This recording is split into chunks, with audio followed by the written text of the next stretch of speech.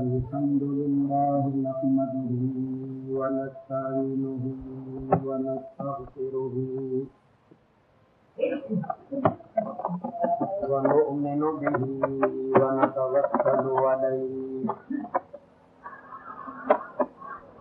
ونعوذ بالله من شرور أنفسنا ومن سيئات أعمالنا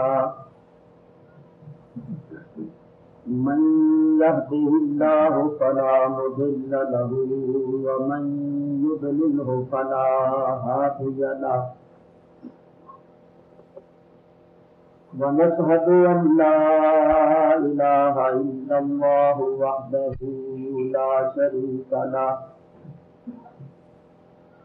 ولا نظير له ولا مثيل له ولا مماثل له ونشهد أن سيدنا ومولانا وشفيعنا وحبيبنا ورؤوفنا ورحيمنا وغوثنا ومغيثنا وعوننا ومعيننا محمدا عبده ورسوله صلى الله تعالى عليه وعلى آله وأصحابه وبارك وسلم أما بعد فأعوذ بالله من الشيطان الرجيم بسم الله الرحمن الرحيم إنا أرسلناك شاهدا ومبشرا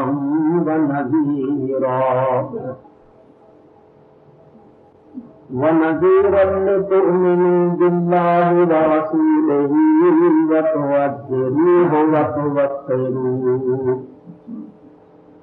وتسبحوه بكرة وأصيلا صدق الله العلي العظيم. روشنی پڑھیے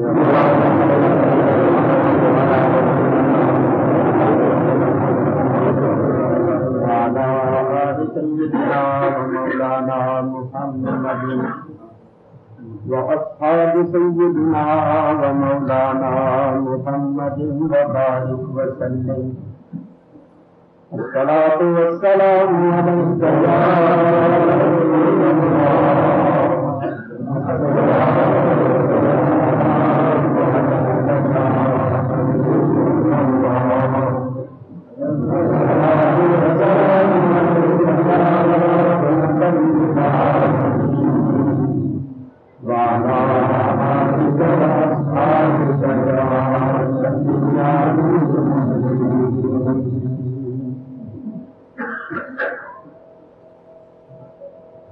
حمد و صلاۃ کے بعد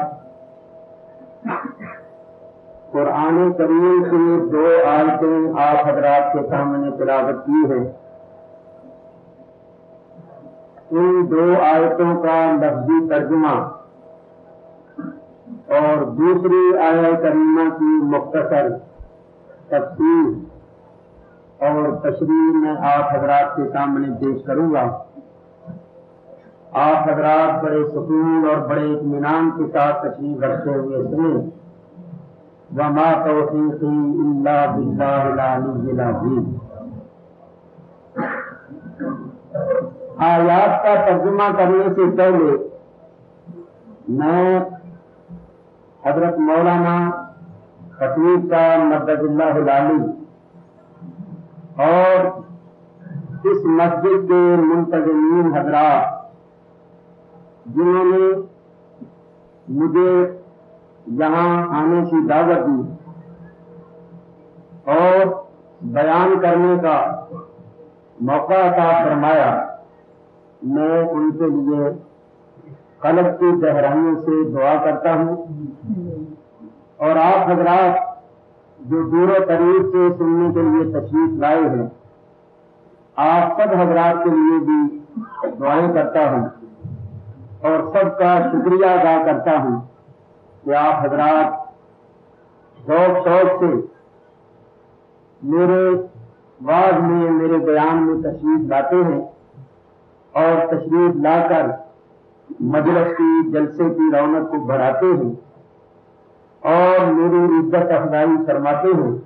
اللہ تبارک و تعالی حضرات کو دارین میں جزائے خیر عطا فرمائے اور جو کچھ ہم سنتے ہیں اور سناتے ہیں اس پر عمل کی توفیق عطا فرمائے. آیتیں جو آپ حضرات کے سامنے تلاوت کی ہیں اللہ تعالیٰ ارشاد فرماتا ہے اِنَّا أَرْسَلْنَاكَ بے شک ہم نے تمہیں بھیجا شاہدًا وَمُبَشِّرًا وَنَذِيرًا شاہد مبشر اور نذیر بنا کر لِتُؤْمِنُوا بِاللَّهِ وَرَسُولِهِ تاکہ اے لوگوں تم ایمان لاؤ اللہ پر اس کے رسول پر وَتُعَزِّرُوهُ وَتُوَقِّرُوهُ اور رسول علیہ السلام کی تعظیم اور توقیر کرو وَتُسَبِّحُوهُ بُكْرَةً وَأَصِيلًا اور صبح و شام اللہ کی تسبیح کرو.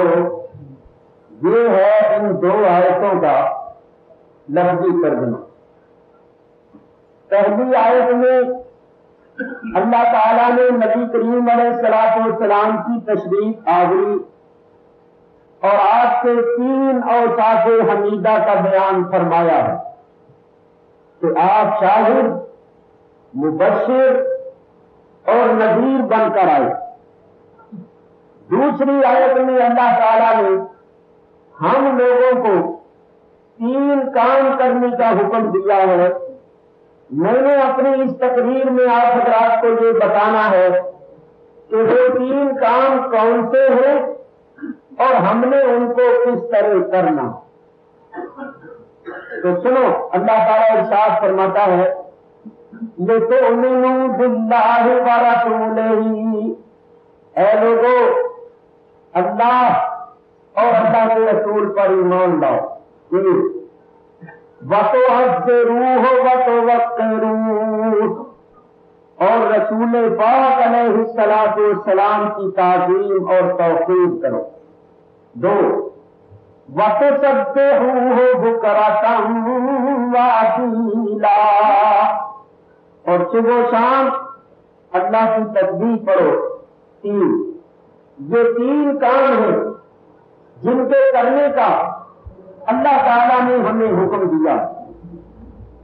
پہلا کام یہ ہے کہ ہم اللہ اور اللہ کے رسول پر ایمان لائیں.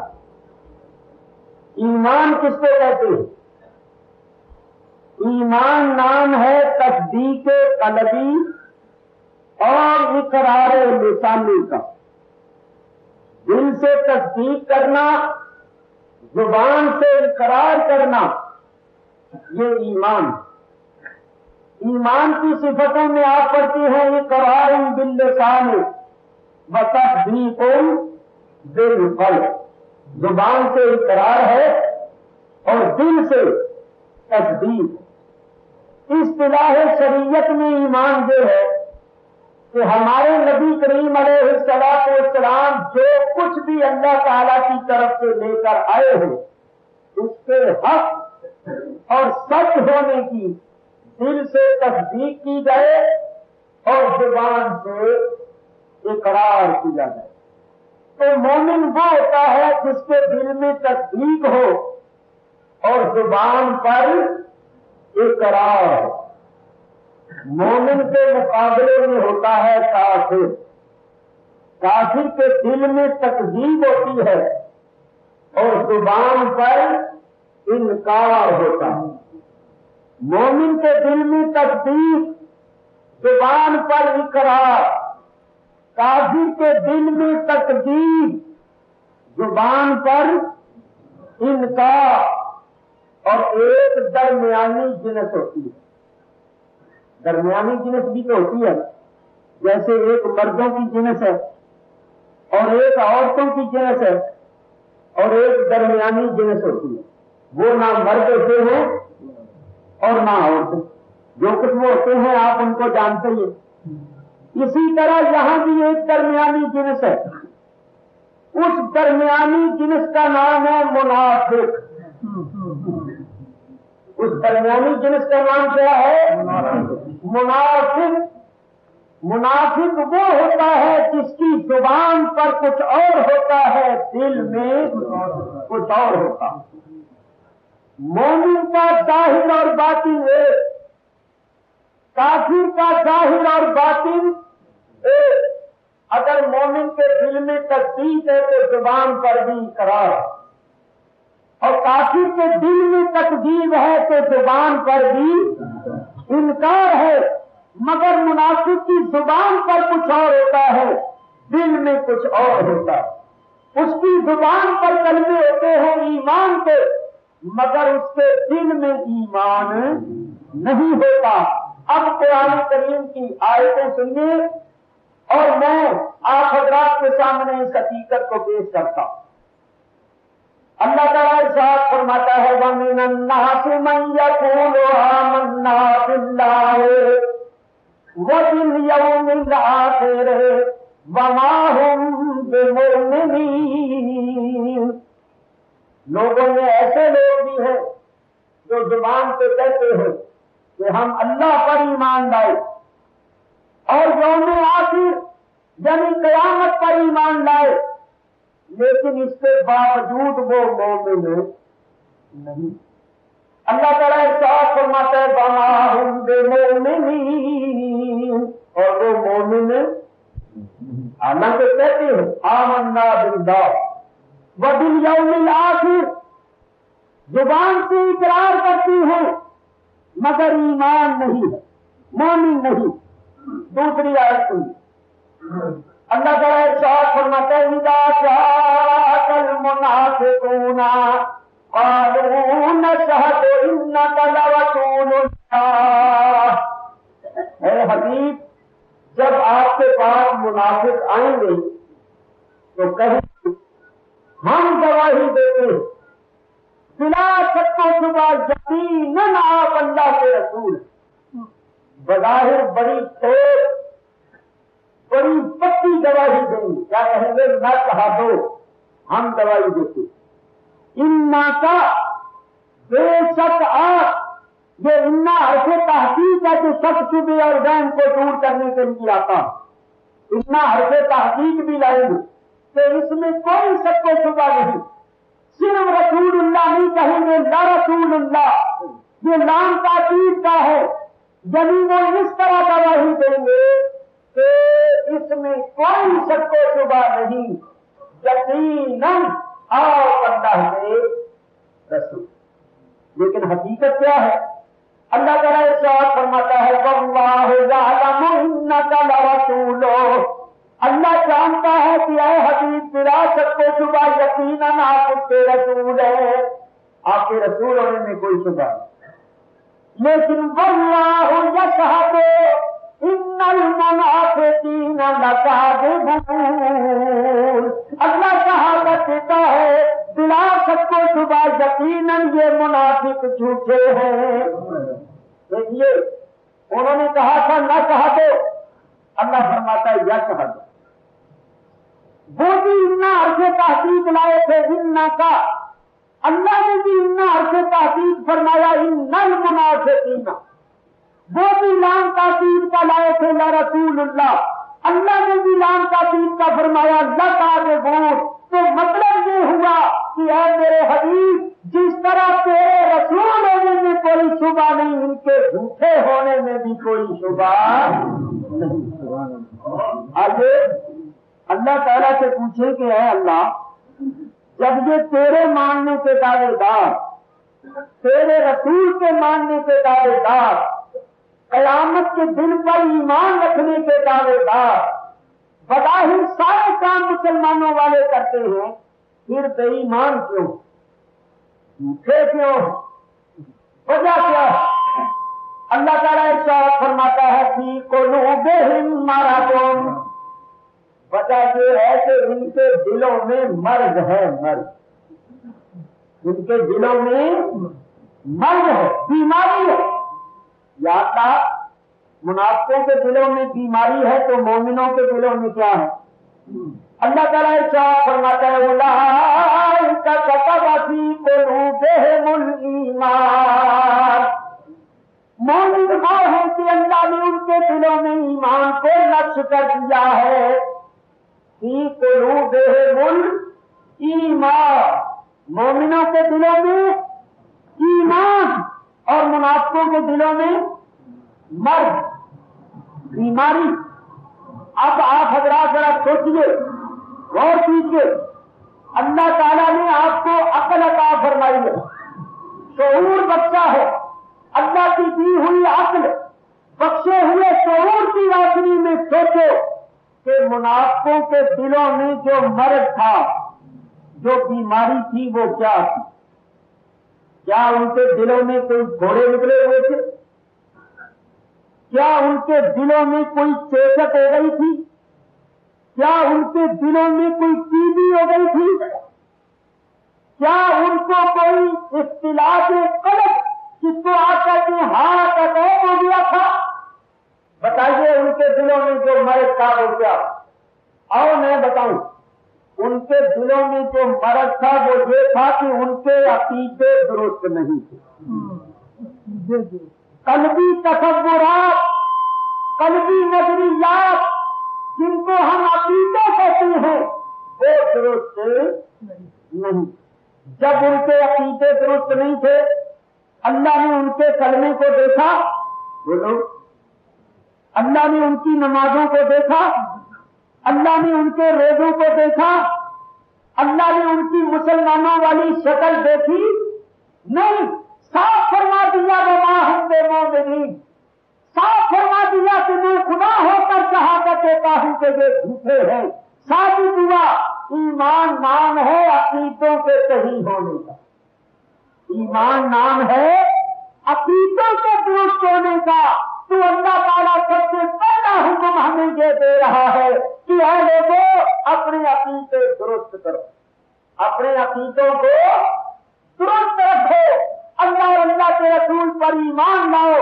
ایمان نام ہے عقائد کے درست ہونے کا، تو سب سے پہلا حکم یہ ہے کہ ہم اپنے عقیدے درست رکھیں۔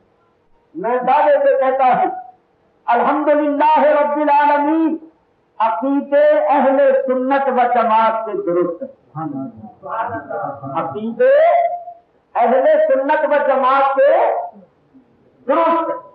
اس کی دلیل کیا ہے؟ دلیل پیش کرتا، ایسی دلیل جس کو کوئی جھٹلا نہیں سکتا، جس کی کوئی تردید نہیں کر سکتا۔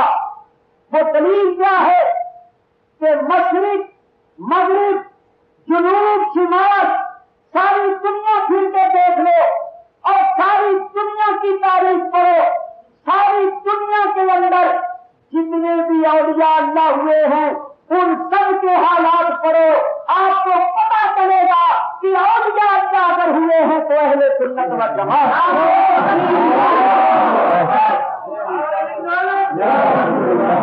دوسرے فرقوں میں علامہ دکھا سکتے ہو، دوسرے فرقوں میں مجتہد دکھا سکتے ہو، دوسرے فرقوں میں منطقی دکھا سکتے ہو، فلسفی دکھا سکتے ہو، لیکن کوئی غوث اعظم نہیں دکھا سکتا، کوئی خواجہ غریب نواز اجمیری نہیں دکھا سکتے، کوئی داتا گنج بخش نہیں دکھا سکتے، کوئی مجدد الفسانی نہیں دکھا سکتے، کوئی بابا فرید الدین گنج شکر نہیں دکھا سکتے۔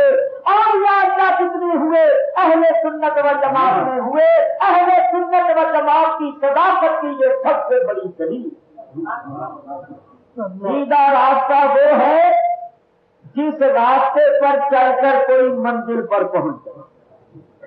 تو جب اولیاء اللہ منزل پر پہنچے اور انہوں نے دوسروں کو بھی منزل پر پہنچایا تو ثابت ہوا کہ راستہ یہی سیدھا۔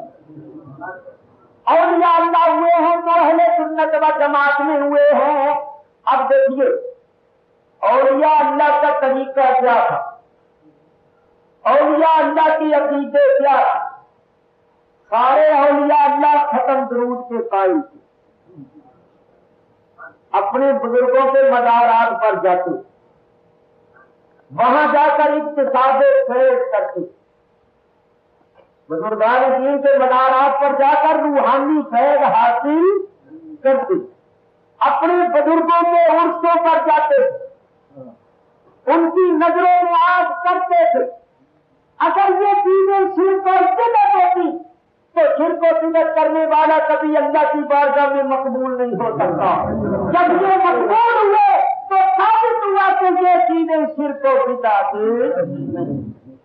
چنانچہ خواجہ خواجگان حضرت خواجہ معین الدین چشتی اجمیری سرکار غریب نواز نبی کریم علیہ السلام کے روضہ انور پر گئے، 6 مہینے رہے، سرکار عالم علیہ السلام نے زیارت کا شرف بخشا اور فرمایا تم معین الدین ہو، تم قطب المشائخ ہو، جاؤ ہندوستان کی سرزمین کو کفر سے پاک کرو، اللہ کی مدد تمہارے ساتھ ہے، ہماری نظر رحمت تم پر۔ حضرت خواجہ غریب نواز مدینہ منورہ سے چلے، خشکی کے رستے، شام کے رستے، عراق کے رستے، پھر ایران ہوتے ہوئے، افغانستان اور کابل ہوتے ہوئے لاہور تشریف لائے۔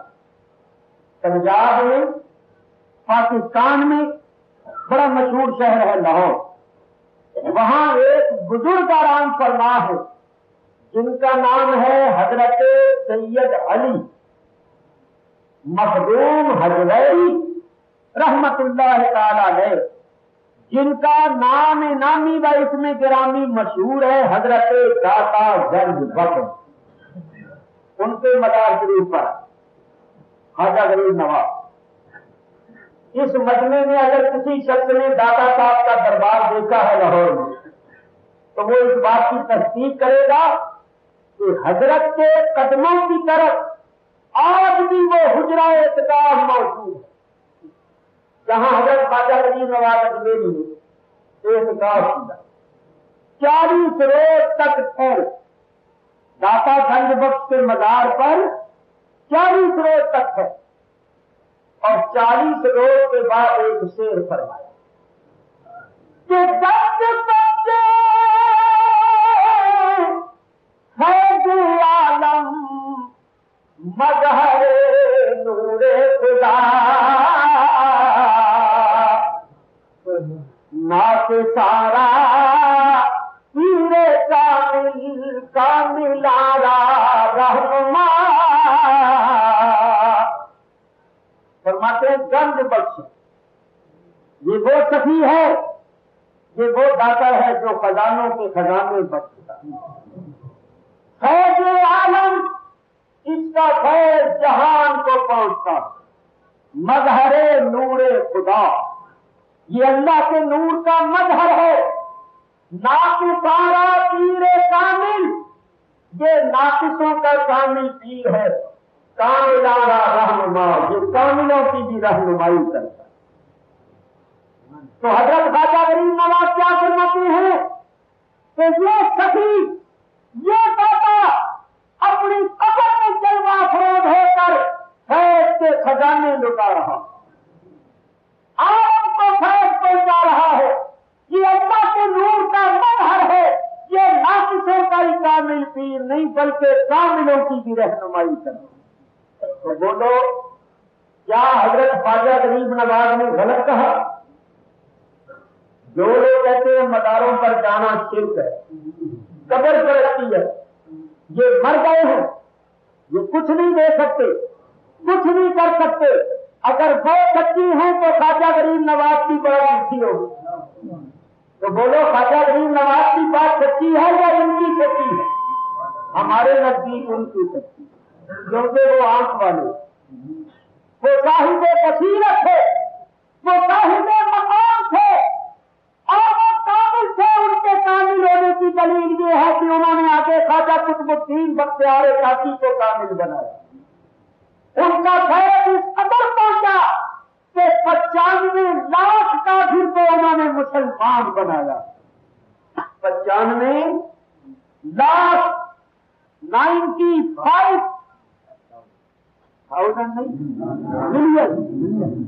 95 لاکھ کافر کو خواجہ غریب نواز نے مسلمان بنایا. یہ سارا راجپوتانہ، راجستھان، جے پور کا علاقہ سب آپ کا مسلمان کیا ہوا. آج کل تو ہم مسلمانوں کو مشرک بناتے ہیں، مسلمانوں کو کافر بناتے ہیں. یہ کوئی کمال نہیں، کمال یہ ہے کہ کافروں کو مسلمان بنا دیں.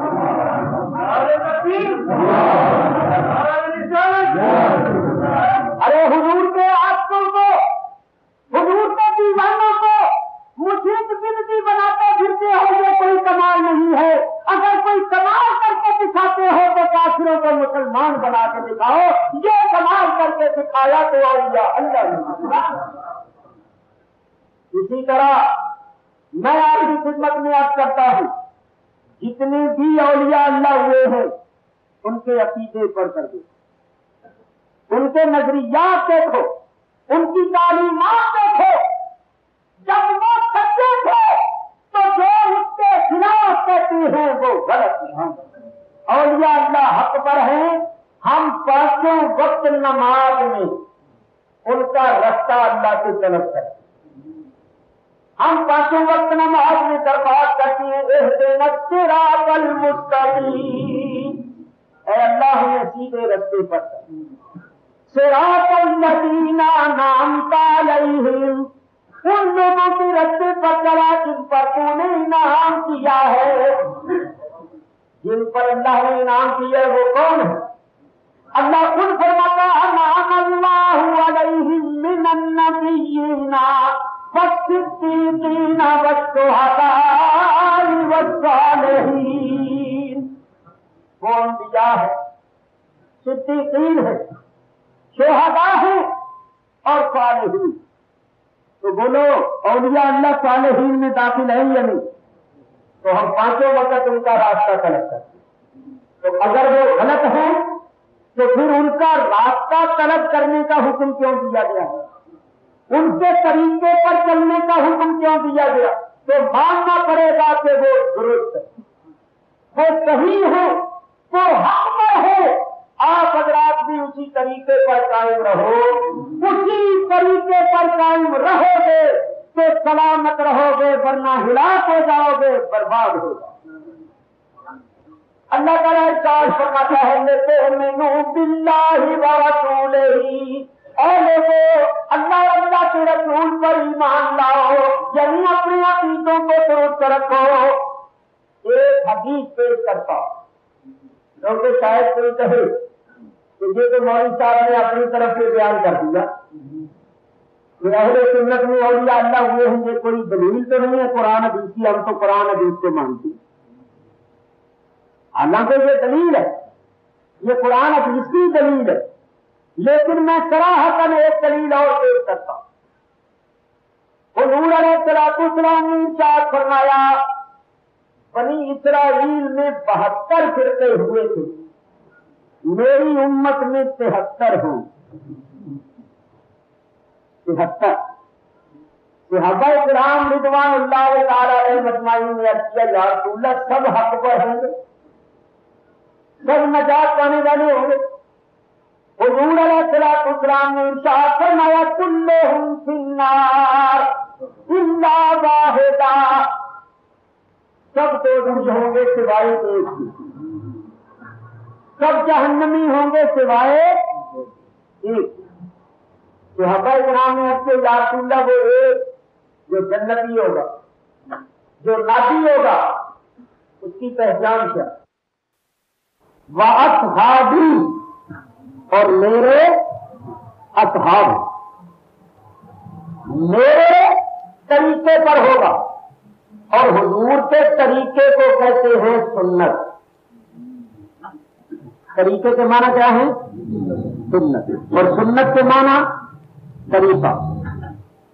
سنت کے معنی طریقہ. سنت من قد ارسلنا، تو سنت کے معنی طریقے کے، اور طریقے کے معنی سنت کے. تو حضور فرماتے ہیں ما انا علیہ ہے، جس طریقے پر میں ہوں جو میرا طریقہ ہے وہ اس طریقے پر ہوں گے، یعنی اہل سنت ہوں۔ اہل، کیونکہ سنت کے معنی طریقے اور طریقے کے معنی سنت، تو حضور فرماتے ہیں جو میرے طریقے پر ہوں گے یعنی میری سنت پر عمل کرنے والے ہوں۔ تو جو حضور کی سنت پر عمل کرنے والا ہے اس کو کہتے ہیں اہل سنت۔ وہ اصحابی، اور حضور کی اصحاب جماعت ہے۔ حضور فرماتے ہیں جب اللہ علیہ جماعت، کسی جماعت پر اللہ کا ہاتھ ہے جو میرے اصحاب کی جماعت ہے، تو فرمایا میرے طریقے پر ہوں گے اور میرے اصحاب کے طریقے پر ہوں گے، یعنی اہل سنت و جماعت کی۔ تو حضور کا یہ فرمان آگے اب دیکھیں کہ حضور کے اصحاب کا طریقہ کیا ہے، حضور کے اصحاب کے عقیدے کیا ہے، حضور کے اصحاب کے نظریات کیا ہے۔ پہلے حضور کے اصحاب کے طریقے، پھر منافقین کا طریقہ۔ حضور کے زمانے میں منافق تھے، دونوں بیان کروں گا، اور آپ نے اپنی عقل سے یہ دیکھنا ہے کہ کون لوگ ہیں جو اصحاب کے طریقے پر ہیں اور کون لوگ ہیں جو منافقین کے طریقے پر۔ میں نے کسی کا نام نہیں لینا، جو بھی اس روش پر ہو، چاہے میں ہوں چاہے آپ، کوئی بھی ہو، یہ دیکھنا آپ کا کام۔ تو سب سے پہلے اصحاب کو دیکھو کہ نبی کریم کے اصحاب کا نظریہ عقیدہ کیا۔ صحیح بخاری شریف، صحیح مسلم شریف، صحیح بخاری میں بھی حدیث ہے، صحیح مسلم میں بھی حدیث۔ حضور علیہ الصلوۃ والسلام وصلی روزے رکھتے۔ وصلی روزے، وصلی روزہ کس کو کہتے؟ ایک ہے فرضی روزہ جو رمضان شریف میں رکھا جاتا ہے، وہ فرض۔ ایک ہے نفلی روزہ جو رمضان کے علاوہ آپ کبھی کے بعد رکھ لیں، جیسے عاشورے کا روزہ لوگ رکھتے تھے، شعبان کی 15 تاریخ کا روزہ رکھ لیتے، یا ہر مہینے کی 13، 14، 15 کا روزہ رکھتے، یا پیر کے دن کا روزہ رکھتے۔ یعنی رمضان کے علاوہ کبھی کبھار کوئی روزہ رکھنا، یہ ہے نفلی روزہ۔ حضور نبی کریم علیہ السلام فرضی روزہ، وصلی روزہ بھی رکھتے۔ وصلی روزہ کیا؟ آج روزہ رکھا، شام کو کھانا پینا کچھ نہیں، دوسرے دن پھر رکھ لیں، پھر کھانا پینا کچھ نہیں، تیسرے دن پھر رکھ لیں، پھر کھانا پینا کچھ نہیں، چوتھے دن پھر رکھ لیں۔ یعنی بغیر کھائے پیے، بغیر افطار کیے روزے پر روزہ رکھتے جانا، یہ ہے وصلی روزہ۔ حضور کتنے کتنے دن کا روزہ رکھتے تھے؟ بعض مرتبہ 21 دن کا، 21 کیا کہتے 21 دن کا روزہ، کہ اس حلق سے نیچے کوئی چیز نہیں۔ بعض مرتبہ 40 دن کا روزہ رکھتے، 40 روز تک اس حلق سے نیچے کوئی چیز نہیں۔ صحابہ کرام نے دیکھا کہ نبی کریم وصلی روزے رکھتے ہیں تو نبی کریم کی اتباع ہم پر لازم، ہمیں بھی رکھنی چاہیے۔ انہوں نے بھی رکھنی شروع کر،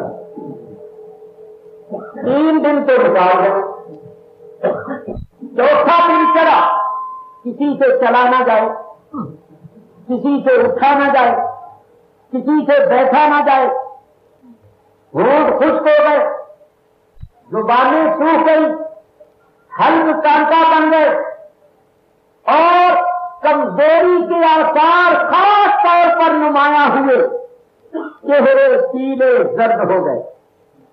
نبی کریم علیہ السلام نے ان سے فرمایا بھائی تمہیں کیا ہو گیا، کمزور کیوں ہو رہے ہو، پتلے دبلے کیوں ہو رہے ہو؟ انہوں نے عرض کیا حضور ہم وصلی روزے رکھ رہے ہیں، کیونکہ آپ وصلی روزے رکھتی اور آپ کی اتباع ہم پر لازم ہے، تو ہم نے بھی وصلی روزے رکھنے شروع کر دیے۔ حضور علیہ السلام نے ارشاد فرمایا لا تواصلوا، تم وصلی روزے نہ رکھو، اپنی صحتوں کو قائم رکھو، آئے دن کافروں سے لڑائی کرنی پڑتی ہے. اگر تم اس طرح پتلے دبلے کمزور ہو گئے تو لڑائی کیسے لڑو گے؟ تلوار کیسے چلاؤ گے؟ کفار کا مقابلہ کیسے کرو گے؟ تم اپنی صحتوں کو بحال رکھو، تم وصلی روزے نہ رکھو. حضور نے ان کو منع فرمایا. بعد صحابہ نے کہا یا رسول اللہ آپ خود رکھتے ہیں اور ہمیں منع فرماتے. تو نبی کریم علیہ السلام نے ارشاد فرمایا لست مثلکم، میں تمہاری مثل نہیں. پوچھو علماء سے کہ بخاری اور مسلم میں یہ حدیث جائزہ نہیں ہے. حضور فرماتے ہیں لست مثلکم، میں تمہاری مثل نہیں. سنو، سرکار نے فرمایا ایکم مثلی، کون ہے تم میں میری مثل؟ ایکم، کون ہے تم میں مثلی، میری مثل؟ سرکار نے صحابہ کے مجمع میں اعلان فرمایا کون ہے تم میں میری مثل؟ چاہیے تھا صدیق اکبر بولتے کہ حضور میں آپ کی مثل، عمر فاروق بولتے، عثمان غنی بولتے، علی شیر خدا بولتے، کوئی اور صحابی بولتا، کوئی صحابی نہیں بولا. 1400 سال کے بعد یہ بول پڑے کہتے ہم حضور کی مثل. بولے کہتے ہیں یا نہیں؟ یہ حضور ہمارے جیسے جنہوں نے کتابوں میں لکھتے ہیں حضور بالکل ہمارے جیسے بشر تھے. فرق یہ ہے کہ ہم پر وحی آتی تھی، ہم پر وحی نہیں آتی. وہ ہمارے جیسے بشر ہے، ہماری مثل ہے. اللہ کے سرکار نے صحابہ میں اعلان فرمایا ایکم مثلی، کون ہے تم میں میری مثل؟ بولے صحابہ میں سے کوئی بولا نہیں بولا. معلوم ہوا صحابہ نے تسلیم کیا، اعتراف کیا کہ یا رسول اللہ آپ بے مثل. یا رسول اللہ صلی اللہ علیہ وسلم. صحابہ کرام نے تسلیم کیا کہ آپ بے مثل ہیں، آپ کی مثل کوئی نہیں. خدا کی قسم جو صحابہ کا نظریہ تھا وہی ہمارا نظریہ ہے. ہم بھی کہتے ہیں سرکار کے مثل ہے، سرکار کی مثل کوئی نہیں. ہمارا عقیدہ صحابہ کے مطابق. ثابت کرو. کوئی صحابی بولا؟ کوئی صحابی اٹھ کر کہتا ہے یا رسول اللہ آپ کی بھی 2 آنکھیں میری بھی 2 آنکھیں، آپ کے بھی 2 کان میرے بھی 2 کان، آپ کی بھی ناک میری بھی ناک، آپ کے بھی ہونٹ میرے بھی ہونٹ، آپ کی بھی زبان میری بھی زبان، آپ کے بھی ہاتھ میرے بھی ہاتھ، آپ کے بھی پیر میرے بھی پیر، آپ بھی انسان میں بھی انسان، آپ بھی آدم کی اولاد میں بھی آدم کی اولاد، آپ کے بھی بیوی بچے میرے بھی بیوی بچے، آپ بھی کھاتے پیتے ہیں سوتے جاگتے ہیں، میں بھی کھاتا پیتا ہوں سوتا جاگتا ہوں. کوئی برابری کا دعویٰ کرتا چلو اتنی لمبی چوڑی تقریر نہ کرتا تو صرف یہ آیت پڑھ دیتا آنا بشرم مثلکم. یہ آیت صحابہ کو یاد نہیں تھی، ان کو یہ آیت معلوم نہیں تھی. معلوم ہوا اس آیت کا مطلب 4ویں صدی والوں نے جو سمجھا ہے وہ صحابہ کے نزدیک نہیں. کسی صحابی نے برابری کا دعویٰ نہیں کیا. کیوں نہیں کیا؟ ذرا غور کرنا. اس لیے نہیں کیا کہ وہ دن رات رسول اللہ کو دیکھتے تھے، اور یہ جو برابری کے دعوے کر رہے ہیں اس لیے کہ انہوں نے دیکھا نہیں، انہوں نے دیکھا نہیں. اگر جو رسول اللہ کو دیکھ لیتے کبھی برابری کا دعویٰ نہ کرتے. انہوں نے دیکھا ہی. اور بولو انہوں نے سناتے دیکھو نا. مصر کی عورتوں نے زلیخا پر تانے کیے، کہنے لگی وزیر اعظم کی بیوی ہو کر ایک غلام پر عاشق ہو گئی. وہ جو مصر کی گلیوں میں دکھتا رہا تو اس پر فریفتہ ہو گئی ہے. پرائم منسٹر کی بیوی ہو کر، وائس ہو کر تو ایک غلام پر عاشق ہو گئی ہے. مصر کی عورتوں نے زلیخا کو نہیں. زلیخا نے کہا تم بھی سچی ہو، میں بھی سچی. تم اس لیے سچی ہو کہ تم نے دیکھا نہیں، میں اس لیے سچی ہوں کہ وہ دن رات دیکھتی، دن رات دیکھتی۔ تو زلیخا نے کیا کیا؟ مصر کی عورتوں کو وہ تانے دینے والیوں کو بلا لیا، ان کے سامنے تقریر نہیں کی، یوسف علیہ السلام کے حسن و جمال کے دلائل پیش نہیں کیے، کیونکہ وہ جانتی تھی کہ ان کا علاج تقریر نہیں، ان کا علاج دید ہے، ان کا علاج دید ہے۔ ان کو دکھا دیا جائے تو پھر ان کو پتا چل جائے گا، تانے دینا چھوڑ دے۔ مصر کی عورتوں کو بٹھائے، کھانے کے لیے پھل وغیرہ آگے رکھے، ہاتھوں میں چھریاں دے، چاقو دے دے کہ لو ان پھلوں کو کاٹ کاٹ کے کھاؤ۔ مصر کی عورتیں پھل کاٹ کاٹ کے کھا رہی ہے، اور ادھر زلیخا یوسف علیہ السلام کے پاس گئی کہ ذرا کرم کرو تو ان کو اپنا جلوہ دکھا دو، ذرا ان کے سامنے تشریف لے آؤ۔ اچھی بات، یوسف علیہ السلام آئے، جو ان تشریف لائے، اللہ فرماتا ہے فَلَمَّا رَأَيْنَاهُ أَكْبَرْنَاهُ وَقَطَّعْنَا أَيْدِيَهُنَّ وَقُلْنَا حَاشَ لِلَّهِ مَا هَٰذَا بَشَرًا إِنْ هَٰذَا إِلَّا مَلَكٌ كَرِيمٌ۔ جو ہی انہوں نے یوسف علیہ السلام کو دیکھا، آنکھیں کھلی کی کھلی رہ گئی، اپنے تن بدن کی ہوش نہیں رہی، چھریاں بجائے پھلوں کے ہاتھوں پر چلا دی، ہاتھ کاٹ دیے، اور زبان سے کہتی ہے خدا کی قسم یہ بشر نہیں ہے، یہ تو کوئی معزز فرشتہ ہے۔ قالت فذلكن الذي لمتنني فيه، زلیخا نے کہا یہ وہی ہے جس کے بارے میں تم مجھے ملامت کرتی۔ اب سناؤ، ارے تم نے تو ایک ہی نظر دیکھا تو اپنے ہاتھ کاٹ لیے، میں بھی ہوں جو دن رات دیکھتی ہوں۔ اس کو غلام کہنے والیوں اب بتاؤ تمہارا کیا حال ہے، تم نے تو اپنے ہاتھ کاٹ دیے۔ پھر انہوں نے تسلیم کیا۔ اسی طرح قیامت کا دن ہوگا، حشر کی فضل ہوگی، فضل محشر میں سب اگلے پچھلے ہوں گے، اللہ اپنے حبیب سے فرمائے گا میرے حبیب ذرا تشریف لاؤ، ذرا لوگوں کو اپنا کمال کا کمال دکھاؤ، تاکہ لوگوں کو پتہ چل جائے کہ جس کو میں نے اپنے حبیب بنایا تھا اس کا جمال و کمال کیا ہے۔ قیامت کے دن اللہ اپنے حبیب کو شفاعت کا تاج پہنائے گا۔ يَبْعَثَكَ رَبُّكَ مَقَامًا مَّحْمُودًا، اللہ اپنے حبیب کو مقام محمود پر بٹھائے گا۔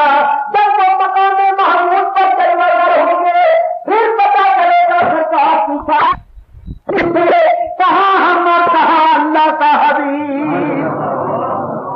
تو یہ برابری کے دعوے اس لیے کر رہے ہیں کہ انہوں نے دیکھا نہیں۔ اب بولو سارے، انہوں نے دیکھا نہیں۔ صحابہ دیکھتے تھے، ذرا غور کرو، یہ کہتے ہیں ہماری بھی دو آنکھیں تھیں، حضور کی بھی دو ہیں، ہماری بھی دو آنکھیں ہیں، حضور کی بھی دو آنکھیں تھیں۔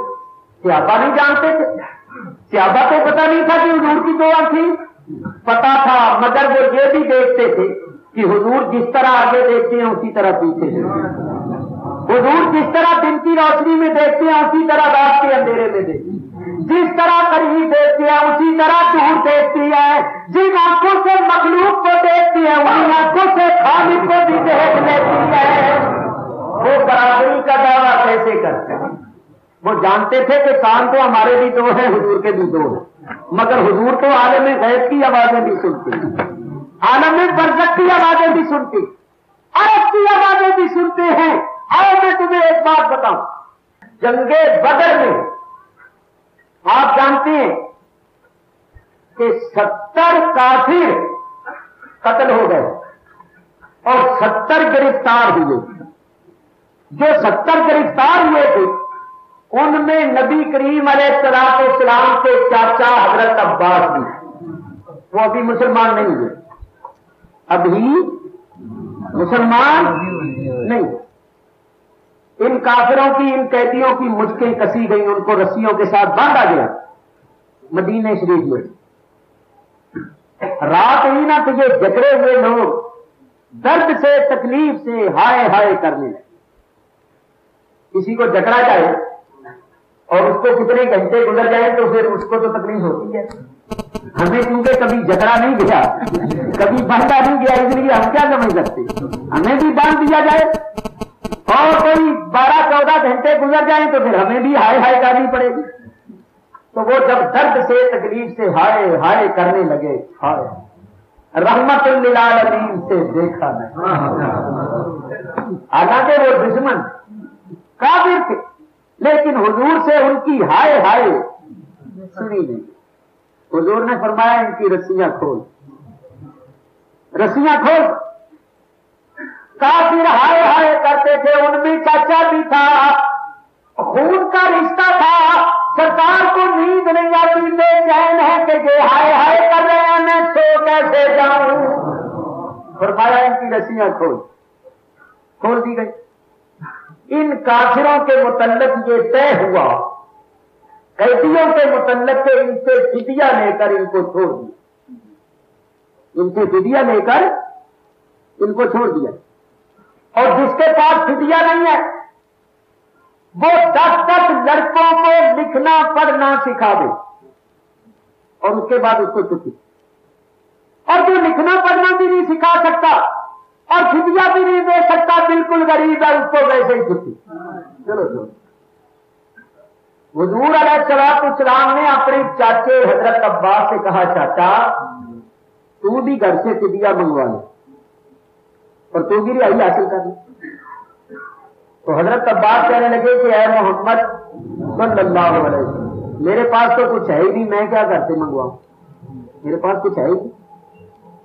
آپ نے فرمایا چاچا فدیہ تو منگوانا پڑے گا، جب تک گھر سے فدیہ نہیں منگواؤ گے رہائی حاصل نہیں ہوگی، تم کوئی غریب نہیں ہو، فدیہ منگواؤ۔ وہ کہنے لگے جی کیا منگواؤں، میرے پاس تو کچھ ہے ہی نہیں۔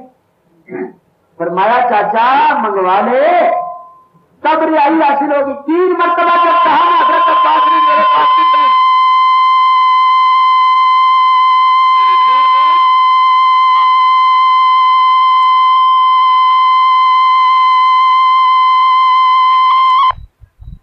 تو بار بار کہہ رہا ہے میرے پاس کچھ نہیں۔ جب گھر سے آیا تھا تو میری چچی کو اندر بلا کے لوگوں سے چھپ کر چوری کے کوئی دیکھ نہ لے، تو نے اتنا سونا میری چچی کو نہیں دیا، اتنی بڑی سونے کی عید تو نے میری چچی کو نہیں دی تھی۔ اور یہ کہا تھا کہ اگر میں زندہ بچ کر آ گیا تو خیر، ورنہ یہ تمہارے کام آئے، اور اب کہہ رہا ہے میرے پاس تو کچھ نہیں۔ جناب حضرت عباس پر راشا ہوا تاری، کون؟ جناب حضرت عباس پر راشا ہوا تاری، کہ محمد تو رکھتا ہے دلوں کی بھی خبرداری۔ حضرت عباس حیران ہو کہنے لگے، اے میرے بھتیجے، اے محمد، وہ جو سونا میں نے تیری چچی کو دیا وہ تو میرے اور تیری چچی کے سوا کسی کو پتا ہی نہیں، تجھے یہاں تک سے کیسے پتا چل گیا؟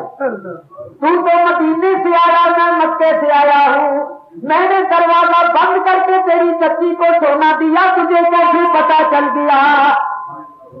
فرمایا چچا میرے رب نے مجھے سب کچھ بتا دیا، میرے رب نے مجھے ہر شے کا علم دیا۔ حضرت عباس پر اثر ہو، وہ مسلمان ہو گئے، جو بات کرنی تھی وہ سنو۔ جب مسلمان ہوئے تو کہنے لگے کہ اے محمد صلی اللہ علیہ وسلم، ایک بات تو میں نے آپ کی یہ دیکھی اور ایک بات اس وقت دیکھی تھی جب آپ 40 روز کے بچے تھے، اور میرے ایمان لانے میں اس کو بھی بڑا دخل ہے، وہ بھی دیکھی ہوئی، یہ بھی دیکھ لی، اب مجھے یقین ہو گیا کہ آپ اللہ کے سچے نبی۔ حضور نے فرمایا چاچا وہ تم نے کیا دیکھا؟ حضرت عباس نے کہا ایک دن میں اپنے والد عبد المطلب کے گھر گیا، آپ کی عمر اس وقت 40 روز کی تھی، آپ کی والدہ حضرت آمنہ نے آپ کو گہوارے میں لٹا رکھا، آپ گہوارے میں، رات کا وقت، تو میں نے دیکھا کہ چاند ہل رہا، میں حیران ہو گیا کہ آج چاند کیوں ہل رہا، چاند ہل رہا، پھر جو ہی میری نظر آپ پر پڑی تو میں نے دیکھا کہ گہوارے میں لیتے لیتے آپ انگلی کا اشارہ یوں یوں کرتے تھے، جدھر آپ کی انگلی کا اشارہ ہوتا تھا ادھر چاند ہوتا تھا۔ اعلیٰ حضرت امام اہل سنت مولانا شاہ احمد رضا فاضل بریلوی رحمت اللہ علیہ فرماتے ہیں کھیلتے تھے چاند سے بچپن میں آقا اس لیے، کھیلتے تھے چاند سے بچپن میں آقا اس لیے، یہ سراپا نور تھے وہ تھا کھلونا نور کا، یہ سراپا نور تھے وہ تھا کھلونا نور کا، اور چاند جھک جاتا جدھر انگلی اٹھاتے مہد میں، چاند جھک جاتا جدھر انگلی اٹھاتے مہد میں، کیا ہی چلتا تھا اشاروں پر کھلونا نور کا، کیا ہی چلتا تھا اشاروں پر کھلونا نور کا۔ حضور علیہ السلام نے فرمایا چاچا ٹھیک ہے چاند میرے ساتھ کھیلتا، مجھے رونے سے بہلاتا، چاند میرے ساتھ باتیں کرتا تھا۔ حضرت عباس متعجب ہو کر کہنے لگے یا رسول اللہ، آپ تو 40 روز کے بچے تھے اور آپ زمین پر تھے، چاند اتنی دور آسمان پر تھا، تو آپ اس سے کیسے باتیں کرتے، اس کی سنتے کیسے، اس کو اپنی سناتے کیسے، آپ زمین پر رہ کر چاند کی کیسے سنتے تھے؟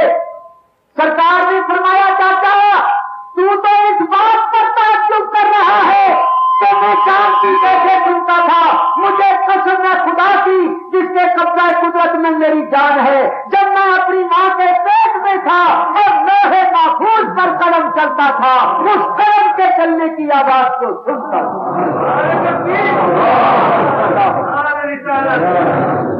شکم مادر میں رہ کر لوہے محفوظ پر چلنے والے قلم کی آواز کو سنتا۔ فرمایا میں لوہے محفوظ پر چلنے والے قلم کی آواز کو سنتا تھا جبکہ شکم مادر میں مولانا عبد الحی لکھنوی جن کو علماء دیوبند بہت زیادہ مانتے ہو، ان کا فتاوا جس کا نام ہے مجموعۃ الفتاوا، جلد 2 صفحہ 92 میں یہ حدیث نقل، جس کا دل چاہے نوٹ ہے، یہ نہ کہے کہ ایسے ہی کہے۔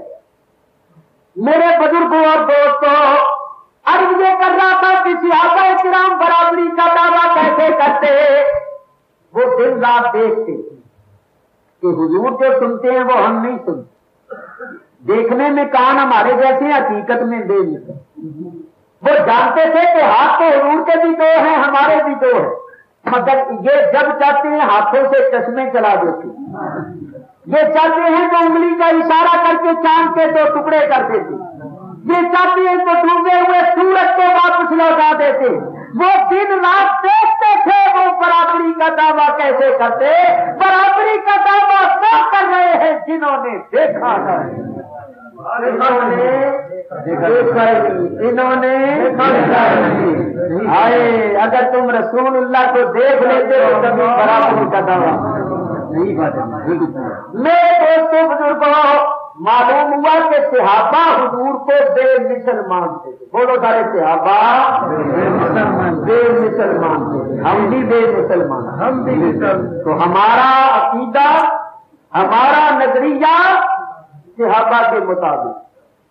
اب آؤ دوسری طرف دیکھو، بولو حضور علیہ السلام کے ظاہری زمانے مبارکہ میں منافق تھے یا نہیں؟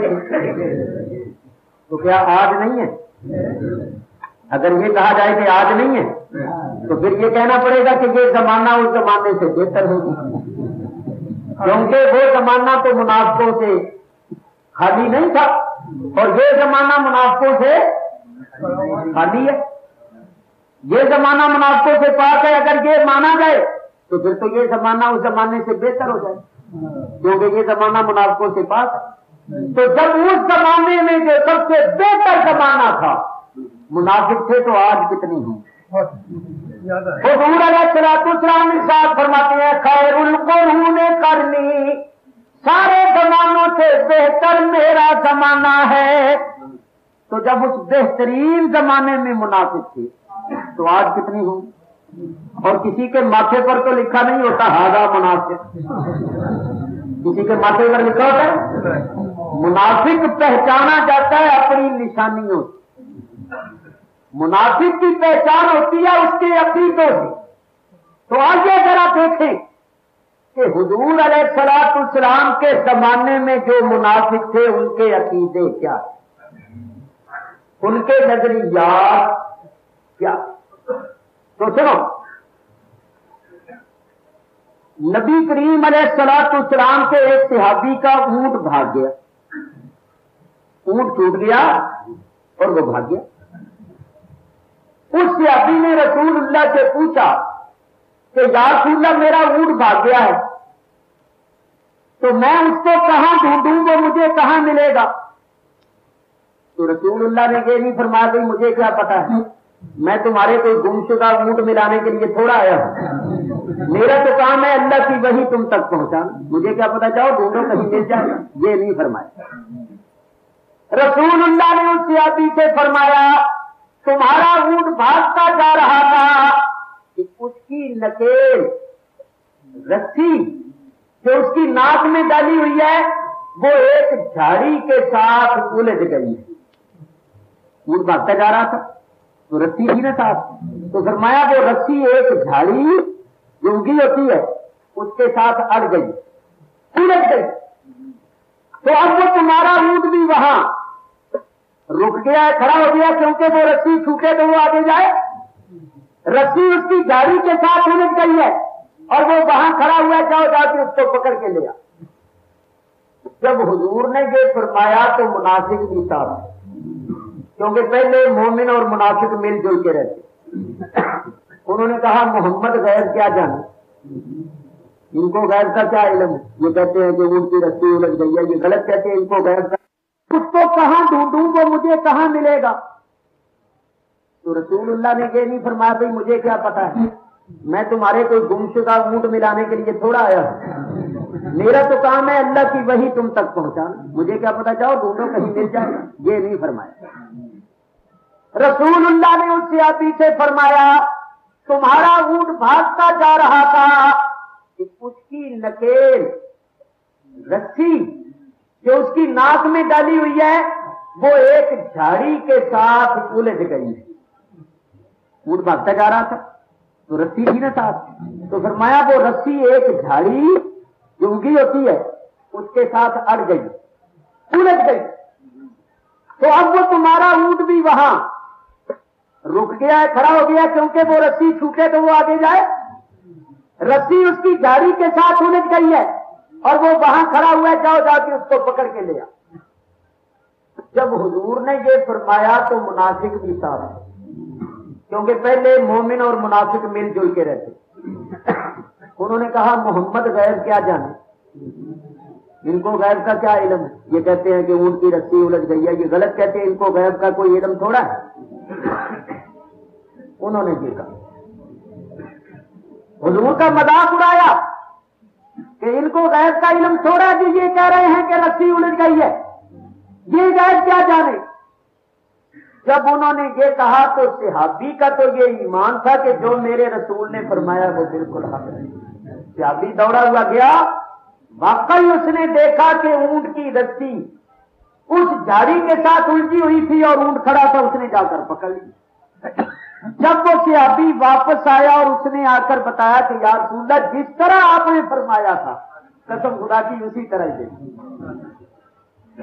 تو پھر مسلمانوں نے منافقوں سے کہا کہ تم تو کہتے تھے کہ محمد غیب کیا جانے، تم تو مذاق اڑاتے تھے، اب بتاؤ رسول اللہ نے جو فرمایا تھا وہ تو صحیح نکلا۔ کہنے لگے نہیں، ہم تو یوں ہی دل لگی کر رہے تھے، ہم تو ایسے ہی ہنس رہے تھے، ہم مانتے ہیں۔ اللہ نے آیت اتاری، اللہ تعالیٰ نے ارشاد فرمایا کیا تم اللہ اور اللہ کے رسول سے ہنسی کرتے ہو؟ کیا تم اللہ کی آیتوں سے مذاق کرتے ہو؟ لا تعتذروا قد کفرتم بعد ایمانکم، اب تم بہانے نہ بناؤ تو تم ایمان کے بعد کافر ہو چکے ہو۔ اللہ نے آئے تو معلوم ہوا جو رسول اللہ کے علم غیب کو نہ مانے، رسول اللہ کی غیب کی بات کو سن کر مذاق اڑائے، اس پر اعتراض کرے، اللہ نے اس پر دیکھو کیا فتویٰ دیا کہ اب تم کافر ہو چکے ہو، اب تم باتیں نہ بناؤ، بہانے نہ بناؤ۔ ایک بات دوسری اور سنو، نبی کریم علیہ الصلوۃ والسلام نے اپنے صحابہ سے فرمایا، یہ بات توجہ سے سنو، حضور علیہ الصلوۃ والسلام نے فرمایا اور بتا لیا امتی فی صورہا وَعُلِمْتُ مَنْ يُؤْمِنُ بِهِ وَمَنْ يَكْفُرُ بِهِ۔ حضور نے فرمایا قیامت تک پیدا ہونے والے لوگ اللہ تعالیٰ نے اپنی اپنی صورتوں میں میرے سامنے پیش کی اور مجھے علم دیا کہ کون مجھ پر ایمان لائے گا اور کون میرے ساتھ کفر کرے گا۔ آپ سمجھے حضور نے کیا فرمایا؟ حضور نے فرمایا جتنے لوگ قیامت تک پیدا ہونے والے ہیں ان سب کو اللہ نے ان کی صورتوں میں میرے سامنے پیش کیا، ایک ایک آدمی کو میرے سامنے پیش کر کے اللہ نے مجھے یہ علم دیا، مجھے یہ بتایا کہ کون مجھ پر ایمان لائے گا اور کون میرے ساتھ کفر کرے۔ یہ حضور نے ارشاد فرمایا۔ صحابہ نے سنا، سب نے کہا آمنا وصدق، کسی نے اعتراض نہیں کیا، کسی نے شک شبہ نہیں کیا۔ فبلغ ذلك المنافقین، یہ خبر پہنچی منافقوں کو کہ رسول اللہ نے ایسا فرمایا۔ فقالوا استهزاء زعم محمد انه يعلم من يؤمن به ومن يكفر به ممن لم يخلق بعد۔ وہ کہنے لگے، منافقوں نے جب یہ بات سنی، فبلغ ذلك المنافقین، جب یہ خبر منافقوں کو پہنچی، فقالوا استهزاء، تو انہوں نے کہا ہنسی اڑاتے ہیں، مذاق کرتے ہیں، ہنسی اڑاتے ہوئے کہنے لگے زعم محمد، محمد کا یہ گمان ہے، انہ یعلم، کہ وہ جانتا ہے، من یؤمن بہ ومن یکفر بہ، کہ کون اس پر ایمان لائے گا اور کون اس کے ساتھ کفر کرے گا، ممن لم یخلق بعد، جو ابھی تک پیدا بھی نہیں ہوئے۔ اور منافق کیا کہنے لگے، وَنَحْنُ مَعَهُ وَمَا يَعْرِفُنَا، ہم تو دن رات ساتھ رہتے، ہمیں تو پہچانتا نہیں، ہم دن رات ساتھ رہتے، ہمارا تو علم نہیں، ہمیں تو پہچانتا نہیں، اور گمان یہ لگتا ہے کہ میں قیامت تک پیدا ہونے والوں کے متعلق جانتا ہوں۔ تو ابھی حدیث باقی پیش کرتا ہوں، مگر اتنی حدیث سے اندازہ کرو، معلوم ہوا حضور کے زمانے میں جو منافق تھے ان کا بھی عقیدہ یہ تھا کہ حضور غیب نہیں جانتے، کیونکہ حضور نے غیب کی بات بیان فرمائی کہ قیامت تک جتنے لوگ پیدا ہونے والے ہیں میں سب کے متعلق جانتا ہوں کون مومن ہوگا اور کون کافر ہوگا۔ تو بولو اس پر کسی صحابی نے اعتراض کیا، کسی صحابی نے شبہ کیا؟ کنہوں نے اعتراض کیا؟ کنہوں نے ہنسی اڑائی؟ منافقوں نے۔ انہوں نے کہا ہم دن رات ساتھ رہتے ہیں، ہمارا تو پتہ نہیں، اور گمان یہ رکھتا ہے کہ میں قیامت تک پیدا ہونے والوں کے متعلق جانتا ہوں۔ انہوں نے ہنسی اڑائی، مذاق کیا، نبی کریم کے علم کو نہیں مانا۔ جس وقت منافقوں نے ہنسی اڑائی اور یہ کہا فَبَلَغَ ذَلِكَ النَّبِيَّ صلی اللہ علیہ وسلم، یہ خبر پہنچی نبی کریم علیہ السلام کہ منافق ایسا ایسا کہتے۔ فَقَامَ عَلَى الْمِنبَرِ، حضور ممبر پر کھڑے ہیں، فرمایا بلاؤ لوگوں کو، سب لوگ مسجد میں آئیں اور سنیں۔ سب آ گئے، مومن بھی منافق، مسجد بھر گئی۔ فحمد اللہ واسنا علیہ، نبی کریم نے اللہ کی حمد و ثنا پہلے خطبہ پڑھا، ثم قال، پھر اس کے بعد فرمایا ما بال اقوام طعنوا فی علمی، ان لوگوں کا کیا حال ہے جو میرے علم میں طعنا کرتے ہیں، جو میرے علم پر اعتراض کرتے ہیں، ان قوموں کا کیا حال ہے۔ سنو سرکار نے کیا فرمایا؟ فرمایا فواللہ لا تسالونی عن شیء فیما بینکم و بین الساعۃ الا نبأتکم بہ، فرمایا میرے علم پر اعتراض کرنے والوں، شبہ کرنے والوں، خدا کی قسم اس وقت سے لے کر قیامت تک تم جو چاہو مجھ سے پوچھو، میں یہاں کھڑا کھڑا تمہیں اس کی خبر دوں گا۔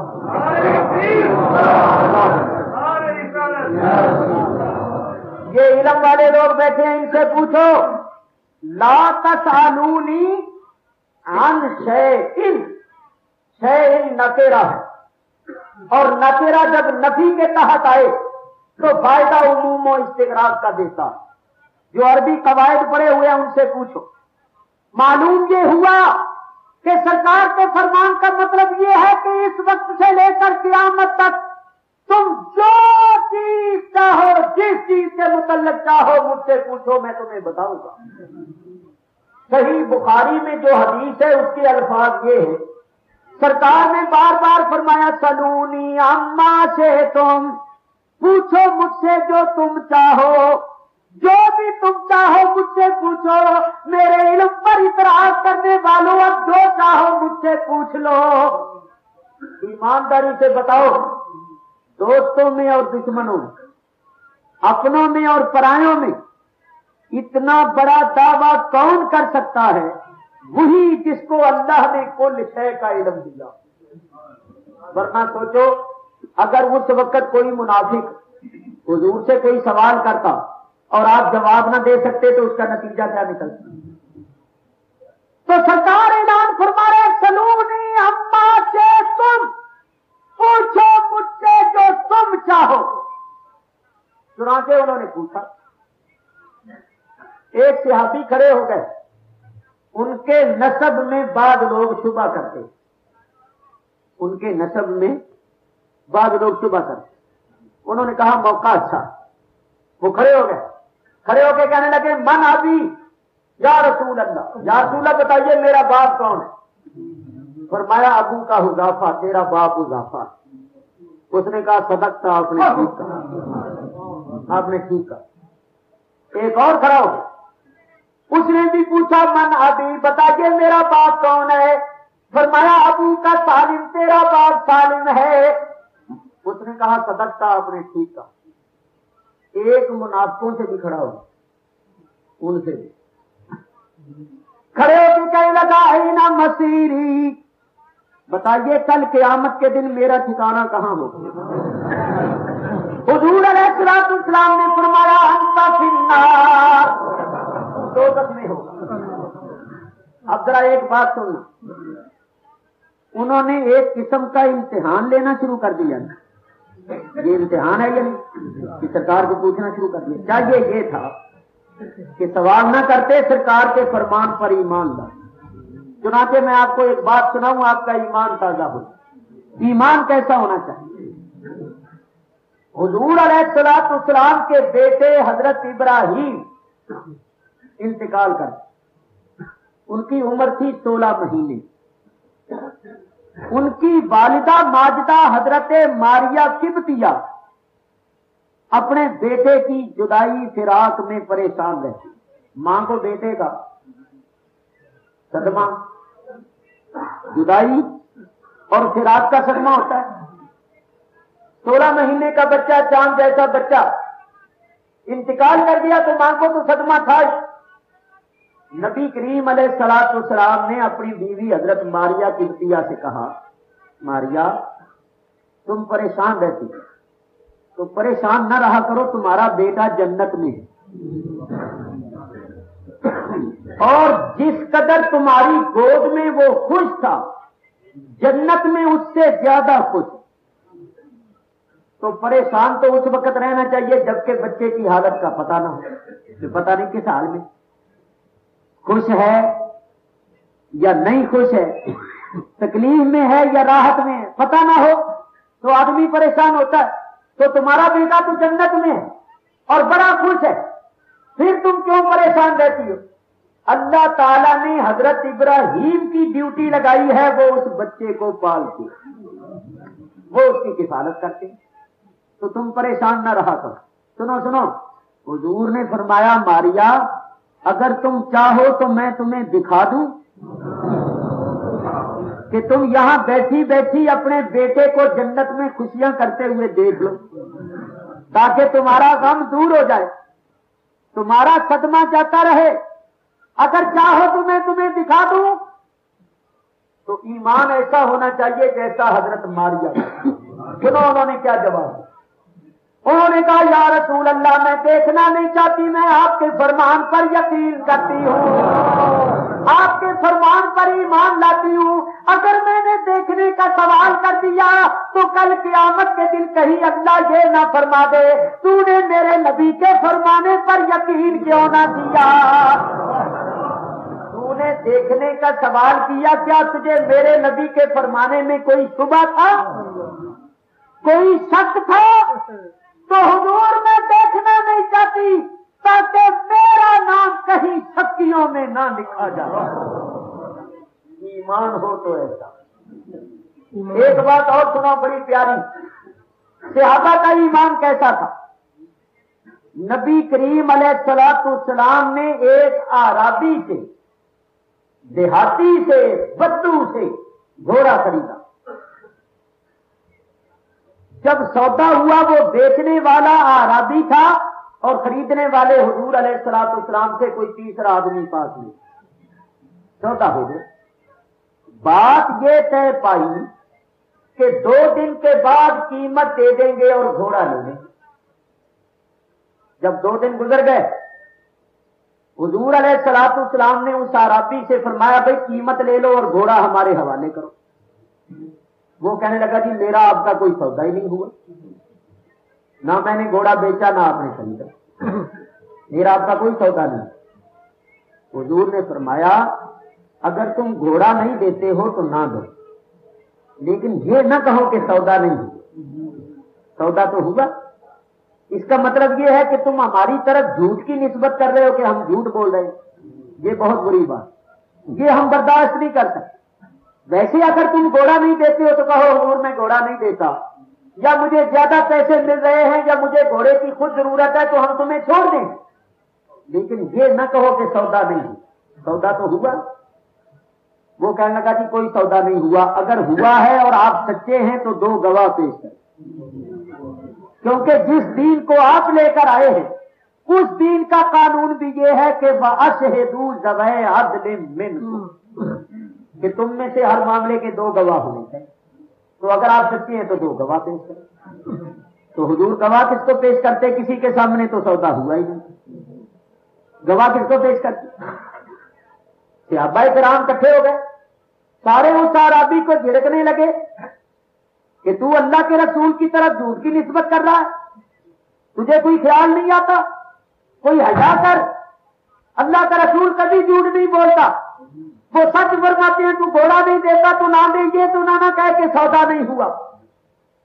सारे उस आराबी को جھڑکنے لگے. اسی اثنا میں نبی کریم کے ایک صحابی جن کا نام ہے حضرت خزیمہ رضی اللہ تعالی، وہ آ گئے. کہنے لگے یا رسول اللہ کیا ماجرا ہے، کیا بات ہے؟ حضور نے ساری بات سنائی کہ اس کے ساتھ ہمارا یہ سودا ہوا تھا اور یہ بات طے پائی تھی، اور اب یہ کہتے ہیں سودا ہی نہیں ہوا، اور کہتا ہے گواہ پیش کرو. تو ہم گواہ کس کو پیش کریں؟ جب سودا ہوا تھا تو کوئی پاس نہیں تھا، کسی نے سودا ہوتے ہوئے دیکھا نہیں، کسی نے بات ہوتے ہوئے سنی نہیں، تو ہم کس کو گواہ پیش کریں؟ حضرت خزیمہ نے جب یہ بات سنی تو آگے بڑھے اور اس عرابی کے سامنے کھڑے ہو کر کہنے لگے او عرابی، میں خدا کی قسم کھا کر شہادت دیتا ہوں کہ تو نے گھوڑا بیچا اور میرے نبی نے خریدا. میں شہادت دیتا ہوں. شہادت دے دی. حضور نے خزیمہ کو بلایا، فرمایا بات سنو خزیمہ، جب سودا ہوا تھا تم پاس نہیں تھی، تم نے بات ہوتے ہوئے نہیں سنی، سودا ہوتے ہوئے نہیں دیکھا، تم نے شہادت کیسے دے دی؟ تو حضرت خزیمہ نے جو جواب دیا وہ یاد رکھنے ایمان ہو تو ایسا. حضرت خزیمہ نے کہا یا رسول اللہ بے شک جب سودا ہوا تھا میں پاس نہیں تھا، میں نے سودا ہوتے ہوئے نہیں دیکھا، بات ہوتے ہوئے نہیں سنی، مگر میں نے شہادت دی ہے آپ کی زبان سے سن کر، اس لیے کہ یا رسول اللہ میں نے خدا کو نہیں دیکھا، آپ کی زبان سے سن کر شہادت دی ہے. میں نے پہلے نبیوں کو نہیں دیکھا، آپ کی زبان سے سن کر شہادت دی ہے. میں نے جنت و دوزخ کو نہیں دیکھا، آپ کی زبان سے سن کر شہادت دی ہے. جب آپ کی زبان سے سن کر بن دیکھے خدا کی شہادت دیتا ہوں تو بن دیکھے سودے کی شہادت نہ دوں.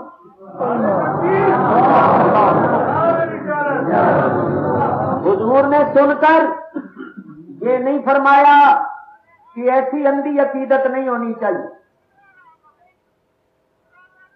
عقیدت میں محبت میں ایسا غلوب نہیں ہونا چاہیے، یہ نہیں فرمایا، بلکہ کیا فرمایا؟ انعام دیا. حضرت خزیمہ کی عقیدت محبت کو دیکھ کر انعام دیا. کیا انعام دیا؟ فرمایا میرے صحابیوں، شریعت کا قانون یہ ہے کہ ہر معاملے کے دو گواہ، لیکن جس معاملے کی گواہی خزیمہ دے دے اس ایک کی گواہی کو دو کے برابر سمجھا کرو. حضور نے اللہ کے دیے ہوئے اختیار سے ایک شخص کی گواہی کو دو شخصوں کی گواہی کے برابر قرار دی. ایمان ہو تو ایسا. تو میرے دوستو انہوں نے سوالات کرنے شروع کر دیے، تو یہ ایک قسم کا امتحان لینا شروع کر دیا. جب انہوں نے سوالات کیے حضور کا چہرہ سرخ ہو، حضور جلال میں آ گئے. حضرت عمر فاروق رضی اللہ تعالیٰ عنہ فرماتے ہیں ایسا معلوم ہوتا تھا کہ منبر حضور کے نیچے کانپ رہا. اللہ کا رسول جلال میں آ گیا اور اللہ کے رسول کا جلال اللہ کا جلال ہے. صحابہ رونے لگے اور رو رو کر پڑھنے لگے رضینا باللہ ربا وبالاسلام دینا وبمحمد صلی اللہ علیہ وسلم نبیا ورسولا وبالقرآن اماما.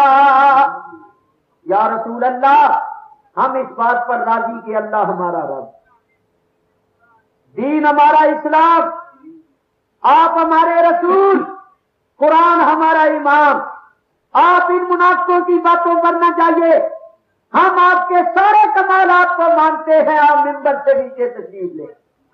حضور ممبر سے نیچے تشریف لائے. ثابت ہوا کہ حضور کے زمانے میں جو منافق تھے ان کا عقیدہ بھی یہی تھا کہ حضور علم غیب نہیں جانتے.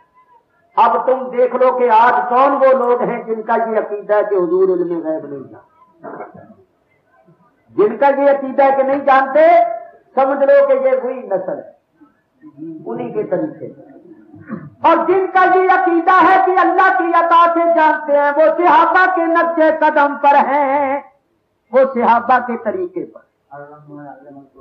میرے دوستوں بزرگوں یاد رکھو، میں نے ابھی آپ کو منافقوں کا یہ ایک عقیدہ بتایا ہے میں سارے عقیدے آہستہ آہستہ آپ کو بتاؤں گا کہ ان کے عقیدے کیا، لیکن یہاں ایک بات کروں، پہلے مل جل کے رہتے، کافر بھی، منافق بھی اور مومن، کٹھے ہی نمازیں پڑھتے تھے، کٹھے روزے رکھتے تھے، مل جل کے رہتے۔ اللہ نے آیت اتاری، اللہ تعالیٰ نے ارشاد فرمایا ما کان اللہ لیذر المؤمنین علی ما انتم علیہ حتی یمیز الخبیث من الطیب، ما کان اللہ لیذر المؤمنین علی ما انتم علیہ۔ اللہ نے فرمایا مسلمانوں جس حالت پر تم اب ہو کہ مل جل کے رہتے، اللہ تمہیں اسی حالت پر نہیں رکھے، خبیثوں کو طیبوں سے جدا کر دے۔ اللہ تعالیٰ خبیثوں کو الگ کرے گا اور طیبوں کو الگ۔ ما کان اللہ لیذر المؤمنین علی ما انتم علیہ حتی یمیز الخبیث من الطیب۔ بولو اللہ نے خبیث کن کو کہا اور طیب کن کو کہا؟ منافقوں کو خبیث کہا، بولو سارے، منافقوں کو خبیث کہا اور مومنوں کو طیب۔ اللہ فرماتا ہے ہم تمہیں مل جل کے نہیں رہنے دیں گے، خبیثوں کو الگ کریں گے، طیبوں کو الگ کریں گے۔ ثابت ہوا کہ اللہ کی حکمت کا تقاضا یہ ہے کہ طیب الگ رہیں اور خبیث الگ رہیں۔ اللہ نہیں چاہتا مل جل کے رہے، اور ہم کہتے ہیں نہیں جی مل جل کے ہی رہنا چاہیے، مل جل کے۔ کیوں بھائی؟ ہم یہ کہتے ہیں مل جل کے رہنا چاہیے، اللہ چاہتا ہے کہ الگ الگ رہیں۔ یہ میں نہیں کہتا، قرآن پڑھ رہا، لاؤ ابھی دیکھ لو، چوتھا بات اللہ تعالیٰ ارشاد فرماتا ہے حتی یمیز الخبیث من الطیب، اللہ خبیثوں کو الگ کر دے گا، طیبوں کو الگ کر دے گا۔ اللہ نہیں چاہتا کہ خبیث اور طیب یعنی بد عقیدہ اور صحیح العقیدہ مل جل کے رہیں، اللہ نہیں چاہتا۔ لو صاحب اللہ کا حکم آ گیا کہ الگ کر دو، مسجد بری ہوئی تھی، رسول اللہ نے فرمایا منافقوں میری مسجد سے نکل جاؤ، وہ بیٹھے رہے، کیونکہ ان کا عقیدہ یہ تھا کہ ان کو کیا پتا ہے منافق تو ان کو تو علم نہیں، بیٹھے۔ حضور نے فرمایا نکل جاؤ، چپکے سے نکل جاؤ ورنہ نام لے لے کے نکالوں گا، کیونکہ حضور تو سب جانتے، کہاں لکھا ہوا جانتے تھے، قرآن پڑھ کے تھے۔ اللہ تعالیٰ ارشاد فرماتا ہے وَتَرَى الَّذِينَ فِي قُلُوبِهِم مَّرَضٌ، وَتَرَى ہے میرے حبیب تم دیکھتے ہو الَّذِينَ فِي قُلُوبِهِم مَّرَضٌ، ان لوگوں کو جن کے دلوں میں مرض ہے۔ میرے حبیب تم تو دیکھتے، حضور تو سب دیکھتے، فرمایا نکل جاؤ، چپکے سے نکل جاؤ ورنہ نام لے لے کے نکالوں گا۔ وہ پھر بھی نہ نکلے، کیونکہ ان کا عقیدہ یہ تھا کہ ان کو کیا پتا ہے۔ آخر حضور نے نام لے لے کے نکالنا شروع کیا، اخرج یا فلان ابن فلان، اخرج یا فلان ابن فلان، او فلاں فلاں کے بیٹے نکل جا، او فلاں فلاں کے بیٹے نکل جا۔ حضور نے سارے منافقوں کو اپنی مسجد سے نکال دیا،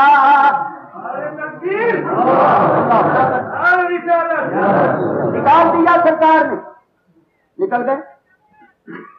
دوسرا دن ہوا تو 6-7 پھر آ گئے اور دائرہ بنا کے بیٹھ گئے، لگے خسر پسر کرنے۔ صحابہ کرام نے کہا خبیثو، ہمارے رسول اللہ نے تمہیں کل نکالا تھا، تم پھر آ گئے ہو۔ کہنے لگے اللہ کے گھر سے کون روک سکتا ہے، یہ اللہ کا گھر ہے، ہم اللہ کے گھر میں آئے ہیں، اللہ کے گھر میں آنے سے کوئی نہیں روک سکتا۔ صحابہ نے کہا اللہ کے گھر میں اللہ والے ہی آ سکتے ہیں، اللہ والوں کو کوئی نہیں روکے گا، لیکن تمہیں تو رسول اللہ نے نکالا، نکلو خبیثو۔ اب وہ نکلتے نہیں تھے، تو تاریخ ابن حشام پڑھ کر دیکھو، صحابہ نے ان کو مکے مارے اور ان کے سروں کے بالوں سے پکڑا، پیروں سے پکڑا، ہاتھوں سے پکڑا، گھسیٹتے ہوئے اور مارتے ہوئے ان کو لے گئے، مسجد سے باہر نکال دیا، کہا خبردار آئندہ ہماری مسجد میں آئے۔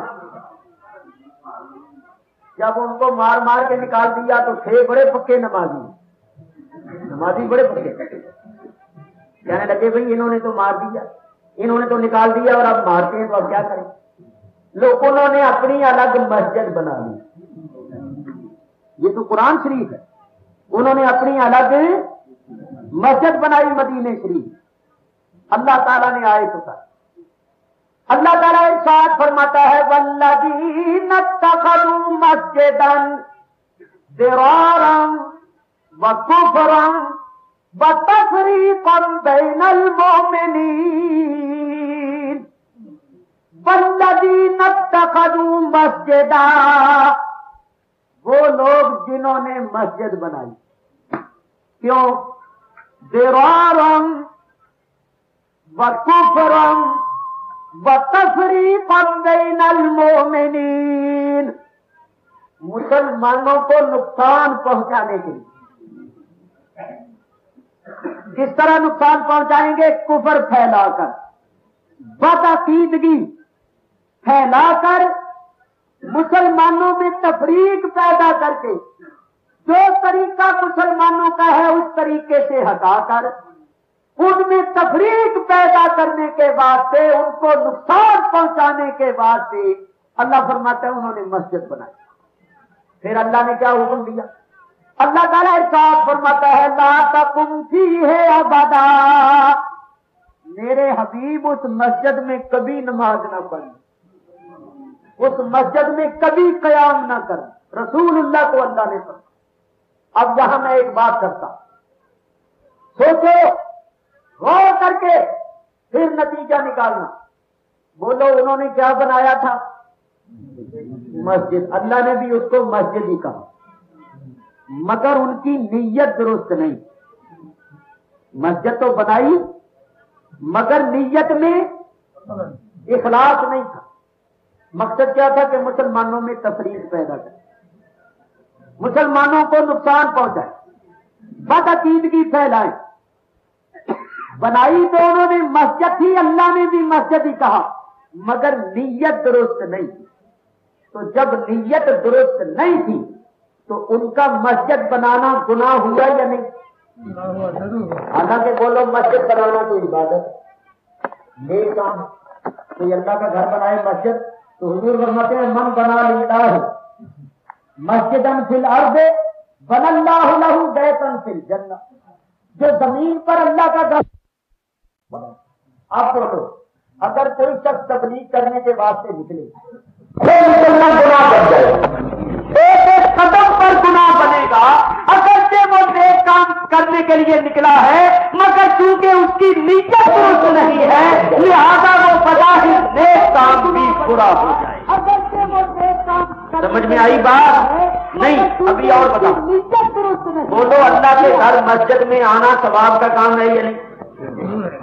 ثواب کا کام۔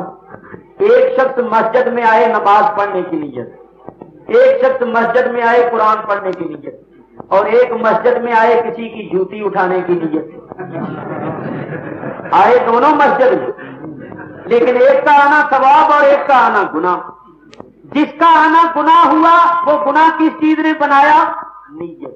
اس کی نیت ٹھیک ہے، اس کی نیت یہ ہے کہ کسی کی جوتی اٹھاؤں۔ معلوم ہوا جب نیت درست نہ ہو تو نیک کام بھی گناہ بن جاتا ہے، نیک کام بھی گناہ بن جاتا ہے۔ تو میرے دوستو، جو لوگ اس نیت سے نکلتے ہیں کہ لوگوں کو سنیت سے ہٹائیں، سلام پڑھنے سے ہٹائیں، نظر و نیاز سے ہٹائیں، سرکار کا میلاد شریف کرنے سے ہٹائیں، جب ان کی نیت درست نہیں ہے تو ان کا نکلنا ثواب کیسے؟ تم تو ظاہر کو دیکھتے ہو، ہم باطن کو دیکھتے، تم ظاہر کو دیکھتے ہو، ہم نیت کو دیکھتے۔ تو سرکار دو عالم نے ان کو نکال دیا، انہوں نے اپنی الگ مسجد بنا لی، پھر رسول اللہ نے اس مسجد کو گروا دیا، جلوا دیا، حکم دیا اس مسجد کو جلا دو، صحابہ نے آگ لگا دی اس مسجد کو ڈھا دیا، جلا دیا۔ بولو، مسجد کو جلانا اور ڈھانا گناہ ہے، مگر اس مسجد کو ڈھانا اور جلانا ثواب تھا، کیونکہ جنہوں نے وہ بنائی تھی ان کی نیت میں اخلاص۔ لو اب میں ایک بات بتاتا ہوں، دیکھو غصے میں نہ آنا، ناراض نہ ہو، تحقیق کرو۔ جہاں منافقوں نے مسجد بنائی تھی، جس مسجد کو رسول اللہ نے جلوا دیا تھا، اب وہاں پھر مسجد بنی۔ کنہوں نے بنائی ہے؟ یہ جو تبلیغ کرتی، تبلیغی جماعت نے مسجد بنائی ہے مدینہ منورہ میں، اس مسجد کا نام رکھا ہے مسجد نور۔ جاؤ مدینہ شریف والوں سے پوچھو، انہوں نے اسی جگہ مسجد بنائی ہے جہاں منافقوں نے بنائی تھی۔ رسول اللہ نے اس کو جلوا دیا تھا، گروا دیا تھا، انہوں نے اب پھر وہاں مسجد بنائی ہے۔ بولو، جب رسول اللہ کی مسجد نبوی وہاں موجود ہے، ان کو الگ مسجد بنانے کی کیا ضرورت؟ پوچھو، یہ جہاں بھی لوگ بیٹھے ان سے پوچھو، کیوں بھئی ہے مدینے میں مسجد یا نہیں؟ کئی لوگوں نے دیکھا، اور یہ لوگ جو حضور کی مسجد میں بیٹھے درود پڑھتے ہیں، سلام پڑھتے ہیں، ان کو کھینچ کھینچ کے ادھر دیکھ لینا جا کر، خدا تعالیٰ آپ کو لے جائے تو دیکھ لینا۔ جو لوگ حضور کی مسجد میں بیٹھے تسبیح پڑھ رہے ہیں، قرآن شریف پڑھ رہے ہیں، ان کے پاس آ کر بیٹھے کہتے ہیں ادھر ایک مسجد ہے، وہاں دین کی باتیں ہوتی ہیں، وہاں چلو۔ بلکہ میں اللہ کے گھر میں بیٹھا ہوا ہوں، جھوٹ نہیں بولتا، اگر کسی کو شبہ ہو تو میں انشاءاللہ ساؤتھ افریقہ سے واپس جاتے ہوئے پھر مدینہ شریف جاؤں گا، انشاءاللہ مکہ مکرمہ بھی جاؤں گا، میرے ساتھ چلو، میں تمہیں مدینہ شریف کے لوگوں سے پوچھوا دیتا ہوں۔ انہوں نے تقریریں طے کر کے رکھی ہوئی ہے کہ یہ لوگوں کو کہتے ہیں حضور کی مسجد میں نماز پڑھنے سے تمہیں ثواب کم ملے گا، اور ہم نے جو مسجد بنائی ہے اس میں ثواب زیادہ۔ بولو، حضور کے شہر میں مدینہ شریف میں الگ مسجد بنانا، جس مسجد میں رسول اللہ نے نمازیں پڑھی، جس مسجد میں اصحاب نے نمازیں پڑھی، جس مسجد میں اہل بیت نے نمازیں پڑھی، اس مسجد سے نکال کر کسی اور جگہ لے کے جانا یہ کیسی؟ تو میرے بزرگوں، قسم خدا کی میں اللہ کے گھر میں بیٹھا ہوا ہوں، ہمیں کسی سے کوئی ذاتی اناد نہیں، کوئی جھگڑا نہیں، کوئی جائیداد کی تقسیم کا مسئلہ نہیں، یہ ایمان کا مسئلہ، یہ عقیدے کا مسئلہ۔ ان لوگوں کے عقیدے یہی ہیں، ارے بیٹھو نا، بیٹھو، یہ بات میں ایسا نہیں کر رہا، بیٹھو۔ ان لوگوں کے عقیدے یہ ہیں کہ یہ کہتے ہیں سلام پڑھنا شرک ہے، ہم جو کھڑے ہو کے سلام پڑھتے ہیں یہ کہتے ہیں شرک ہے۔ بولو، تم سارے پڑھتے ہو یا نہیں سلام؟ تو ان کے فتوے سے تو تم مشرک ہو، اور بولو مشرک کی بخشش ہوگی؟ تو ان کے نزدیک تو ہم مسلمان بھی نہیں، ان کے نزدیک تو ہم مشرک ہیں، ہماری تو بخشش ہی نہیں ہوگی۔ یہ تو ہمیں مشرک بنائے اور ہم ان کو اپنا بڑا مان لیں، تو یہ کس قدر افسوس ہے۔ یہ کہتے ہیں میلاد کرنا بدعت ہے، ان کی کتابوں میں لکھا ہے حضور کا میلاد کرنا ایسا ہے جیسا ہندو کنہیے کا جنم دن مناتے۔ میں کتابیں ساتھ لایا ہوں، اتنے مجمع میں اعلان کر رہا ہوں، اگر کوئی ایک حوالہ غلط ثابت کر دے، ساؤتھ افریقہ کے دربن شہر کے جس چوراہے میں چاہو مجھے کھڑا کرو اور سزا دو، اور اگر حوالے صحیح ہو تو تم سمجھ لو خود ہی۔ کہتے ہیں میلاد کرنا بدعت ہے، میلاد حرام ہے، حضور پر سلام پڑھنا شرک ہے۔ نہیں، سنو، لکھا ہے کہ ہندو سود کا پیسہ، بیاج کا پیسہ خرچ کر کے پانی کی سبیل لگائے، سبیل سمجھتے ہو نا، پھر ہی پانی پلائے ہندو، اور پیسہ خرچ کرے بیاج کا، سود کا، تو کہتے ہیں اس سبیل سے مسلمان کو پانی پینا جائز ہے۔ ہندو پلید ہے، وہ بت پرستی کرتا ہے، مشرک ہے، انما المشرکون نجس، اور اللہ قرآن میں فرماتا ہے مشرک پلید. تو مشرک ہندو پلید پیسہ بیاج اور سود کا خرچ کر کے جو سری حرام ہے پانی کی سبیل لگائے تو کہتے ہیں اس کا پانی پینا مسلمان کو جائے. اور مسلمان محرم کی 10ویں تاریخ کو پانی کی سبیل لگائیں، شربت پلائیں شہدائے کربلا کی ارواح کو ثواب پہنچانے کے لیے، تو انہوں نے لکھا اس کا پانی پینا مسلمان کو حرام ہے.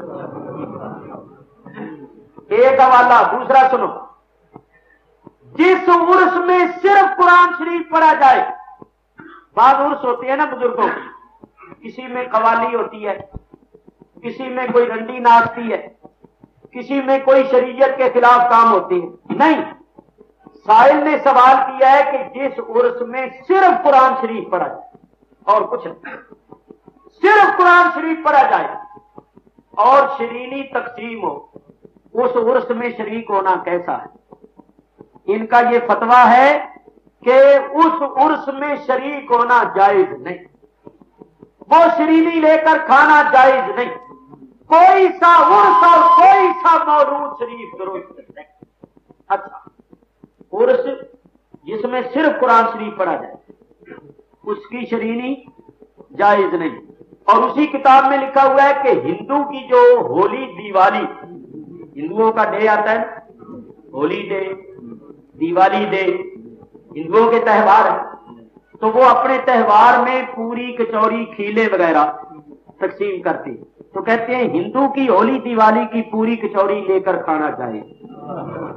وہ اگر تحفے کے طور پر دیں، ہندو اپنی ہولی دیوالی کی پوری کچوری تحفے کے طور پر دیں، مسلمان کو لے کر کھانا جائز ہے. لیکن اگر کسی بزرگ کا عرس ہو، رسول اللہ کا میراث شریف ہو، اس میں جو شرینی تقسیم ہو اس کا لے کر کھانا حرام ہے.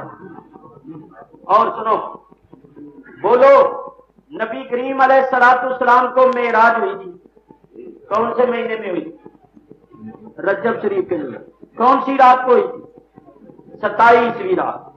تو کسی نے سوال کیا ہے کہ رجب کی 27ویں رات کو معراج النبی کا جلسہ کرنا، یا تو جلسہ کرے یا صرف قرآن شریف پڑھے، کوئی اپنے گھر میں قرآن شریف ختم کروائے، یا کوئی شخص کھانا پکا کر لوگوں کو کھلائے اور حضرت کی روح کو ثواب پہنچائے، اور 27 کو روزہ رکھے، تو یہ کیسا ہے؟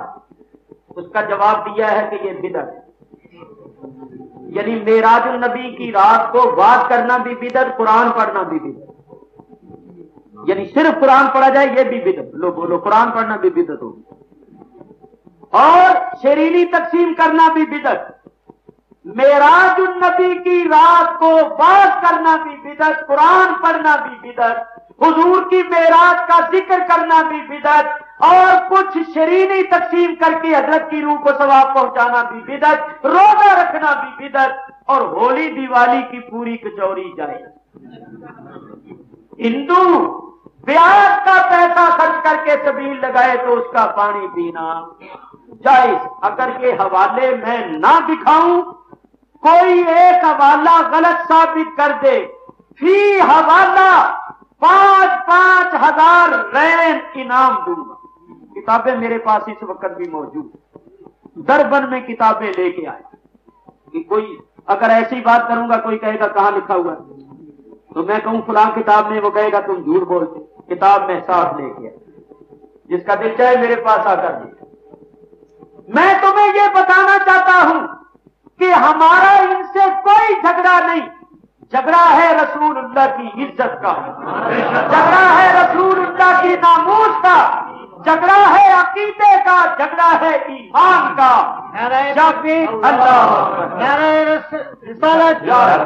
جب یہ لوگ ہمیں مشرک بنائیں، ہمیں بدعتی بنائیں، تو جو لوگ ہمیں مشرک اور بدعتی بنائیں، ہمارے باپ دادوں کو مشرک اور بدعتی قرار دیں، ہمیں ان سے کیا جھگڑا ہے؟ ان سے کیا بات ہے؟ ان سے کیا تعلق ہے؟ بولو، تمہارے باپ دادے نظر و نیاز کرتے تھے یا نہیں؟ ختم درود کرتے تھے یا نہیں؟ صلاۃ و سلام پڑھتے تھے یا نہیں؟ بزرگوں کے مزارات پر جاتے تھے یا نہیں؟ یہ ان سب چیزوں کو شرک اور بدعت کہتے ہیں. تو افسوس تو تم پر ہے کہ جو تمہیں مشرک اور بدعتی کہے تو پھر ان کے پیچھے لگتے، جو تمہیں مشرک بنائے جہنمی بنائے تم ان کے پیچھے لگتے ہو۔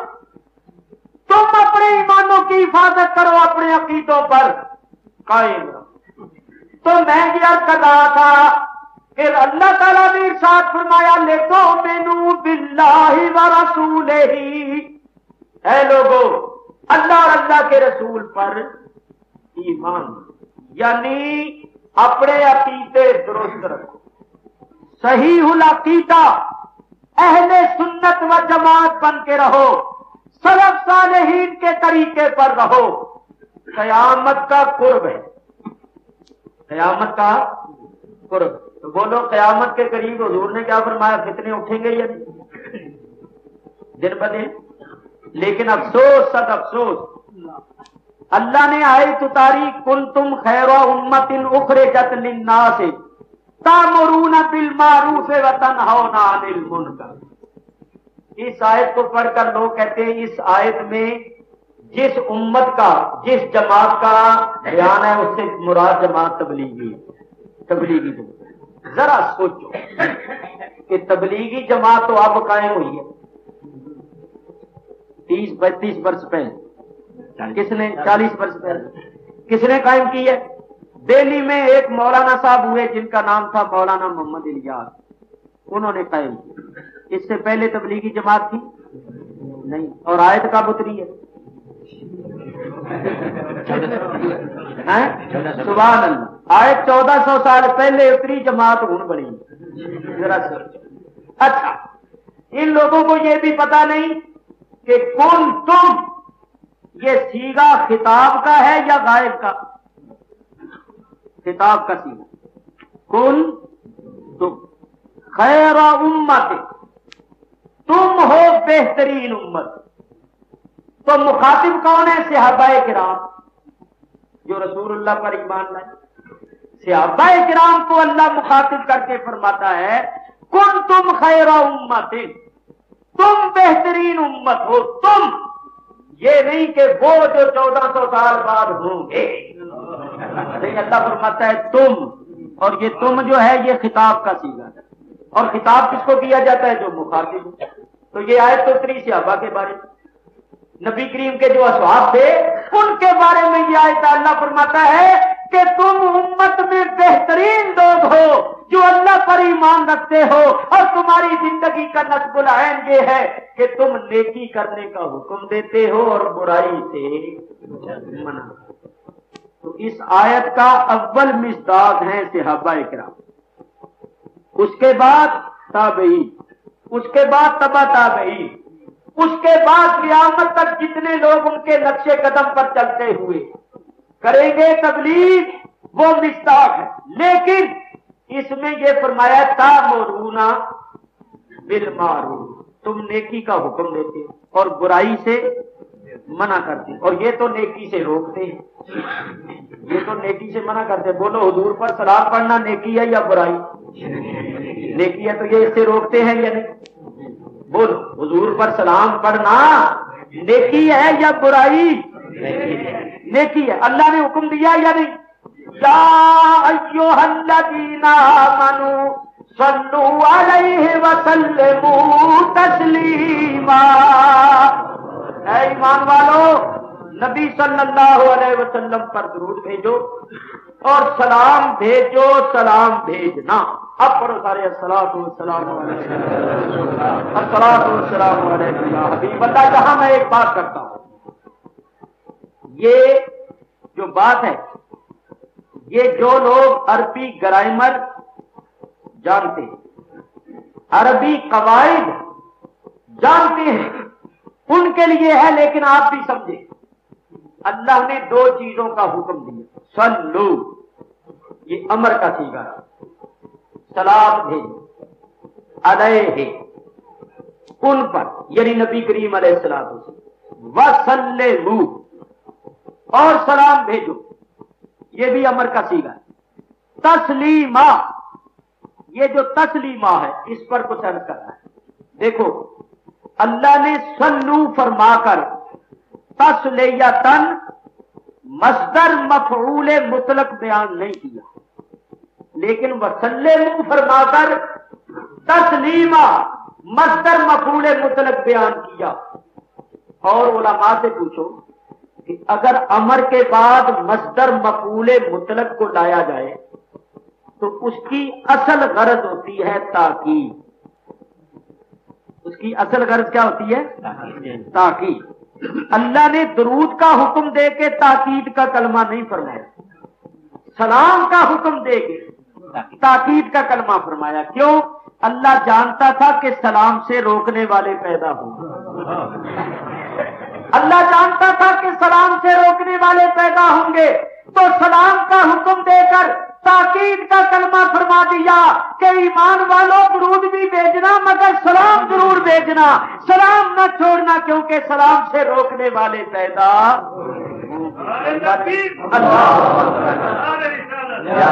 تو سلام بھیجنا تو اللہ کے حکم کی تعمیل ہے۔ اللہ نے حکم دیا سلام بھیجو تو ہم سلام بھیجتے ہیں، تو ہم تو اللہ کے حکم کی تعمیل کرتے ہیں۔ اچھا اور سنو، ہم جب نبی کریم پر سلام بھیجتے ہیں تو ہمیں ملتا کیا؟ حضور علیہ الصلوۃ والسلام نے ارشاد فرمایا کہ جب کوئی مجھ پر 1 مرتبہ سلام بھیجتا ہے میرا رب اس پر 10 مرتبہ سلام بھیجتا ہے، اور فرمایا 10 مرتبہ اللہ کے فرشتے اس کو سلام کہتے اور 10 مرتبہ میں اس کو سلام کا جواب دوں۔ تو جو حضور پر 1 مرتبہ سلام بھیجے اس پر 10 مرتبہ اللہ کا سلام آتا ہے، 10 مرتبہ فرشتوں کا سلام آتا ہے، 10 مرتبہ رسول اللہ کا سلام آتا ہے۔ اور یہ بھی کوئی حدیث اور آیت دکھاؤ کہ جو سلام سے روکتے ہیں ان کو کیا ملتا ہے؟ پڑھنے والوں کو تو یہ ملے گا، اور روکنے والوں کا جو حال ہوگا وہ قیامت کے دن دیکھیں۔ ایک بات اور عرض کرتا ہوں، یہ توجہ کے ساتھ سنو میرے بزرگوں اور دوستوں، اللہ اللہ، حضور علیہ الصلوۃ والسلام پر ہم سلام بھیجتے ہیں۔ یہ لوگ کہتے ہیں تم میلاد کا جلسہ کرتے ہو، حضور کی سیرت کا جلسہ کرتے ہو، ہر جلسے میں سلام بھیجتے ہو، یہ کہاں لکھا ہوا؟ ہر جلسے میں تم سلام بھیجتے ہو، اس کا کیا ثبوت ہے؟ تو آؤ ذرا میں عرض کروں، قرآن شریف پڑھ کر دیکھو، اللہ تعالیٰ نے قرآن میں جہاں بھی اپنے نبیوں کے حالات بیان کیے ہیں، حالات سیرت کے معنی حالات کے، سیرت کے معنی کیا ہے؟ حالات۔ نبی کریم کی سیرت بیان ہوگی، کیا مطلب؟ نبی کریم کے حالات بیان ہوگی، سیرت کے معنی حالت کے۔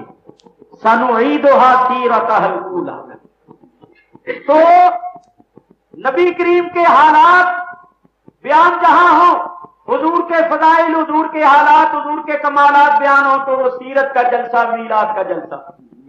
قرآن پڑھ کر دیکھو، اللہ تعالیٰ نے قرآن میں جہاں اپنے نبیوں کے حالات بیان کیے ہیں، حالات بیان کرنے کے بعد اللہ نے ان نبیوں پر سلام بھیجا۔ پہلے تو اللہ نے اپنے نبی کے حالات بیان کیے، بیان کرنے کے بعد ختم کہاں کیا؟ سلام۔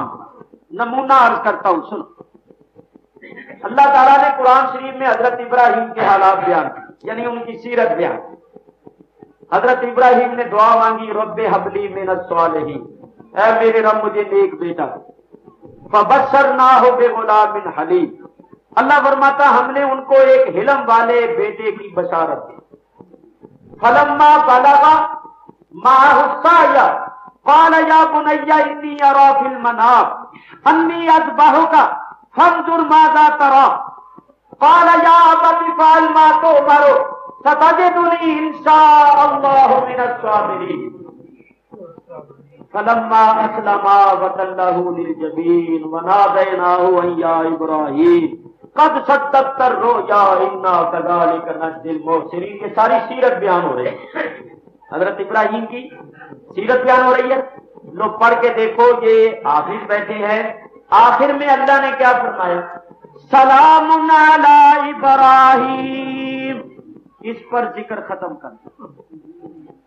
اللہ نے پہلے حضرت ابراہیم کی زندگی کے حالات بیان کیے، ان کی شان بیان کی، ان کی سیرت بیان کی، اور آخر میں کیا کیا؟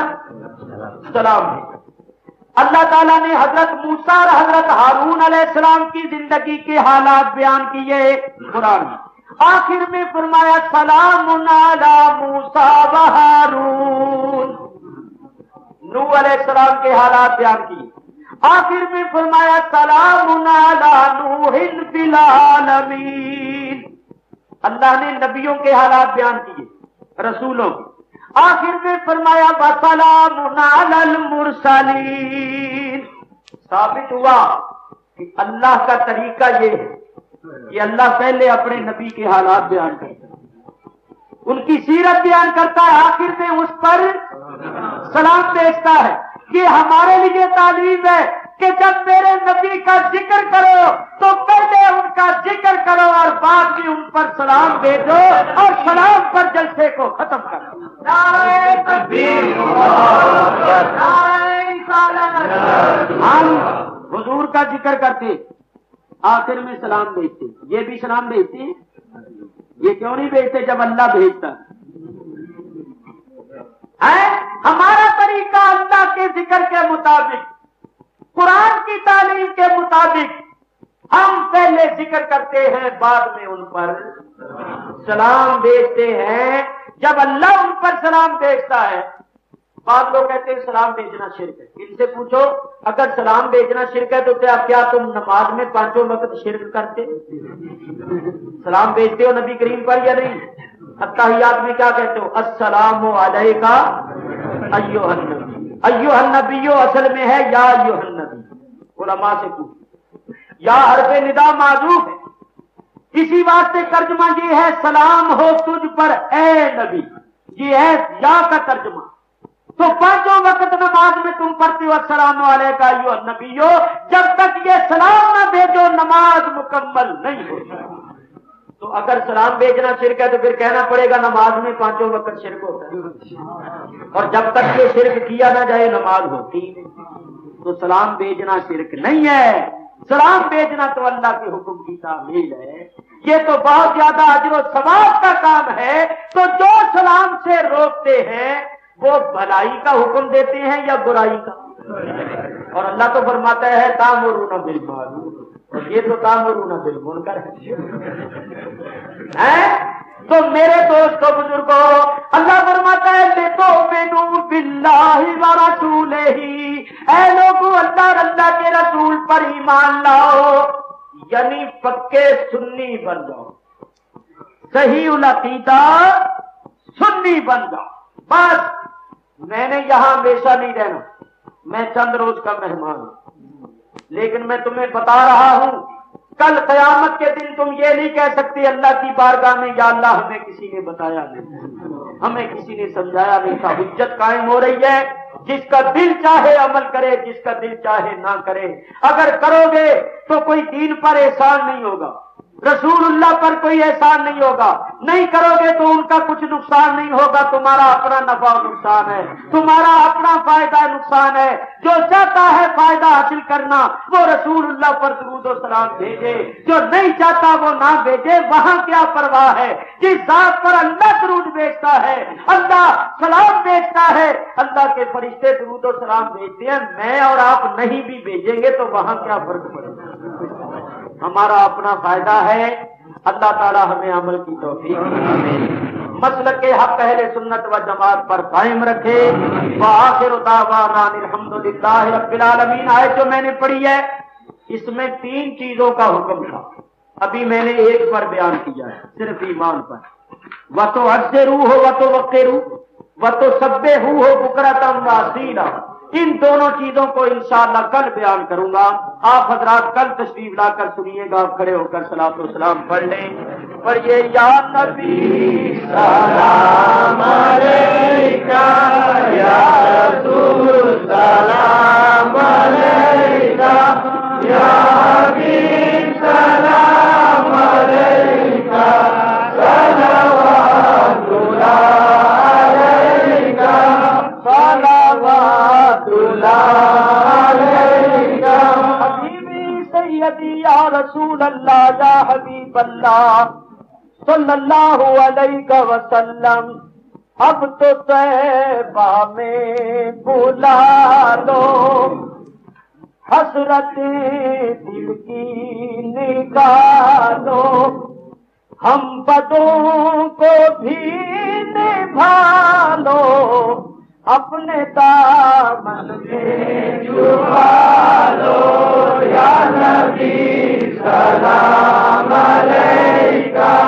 یا رسول سلام علیکہ یا حبیب سلام علیکہ صلوات اللہ علیکہ صلوات اللہ علیکہ حبیبی سیدی یا رسول اللہ یا حبیب اللہ صلی اللہ علیہ وسلم آپ کا در ہو میرا سر سامنے ہو روئے انور سامنے ہو روضائے انور حسنین کا صدقہ کرم کر میرے غوث کا صدقہ کرم کر میرے خواجہ کا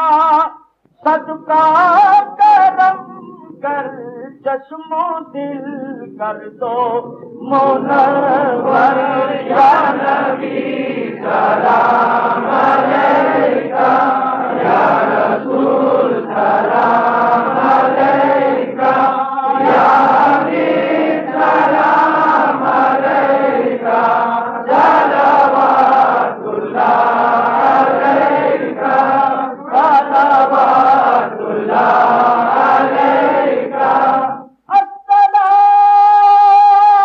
السلام اے سبز گنبد کے مکین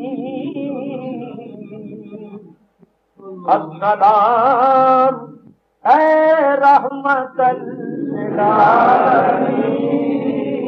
للعالمین اے خدا کے لاڈلے پیارے رسول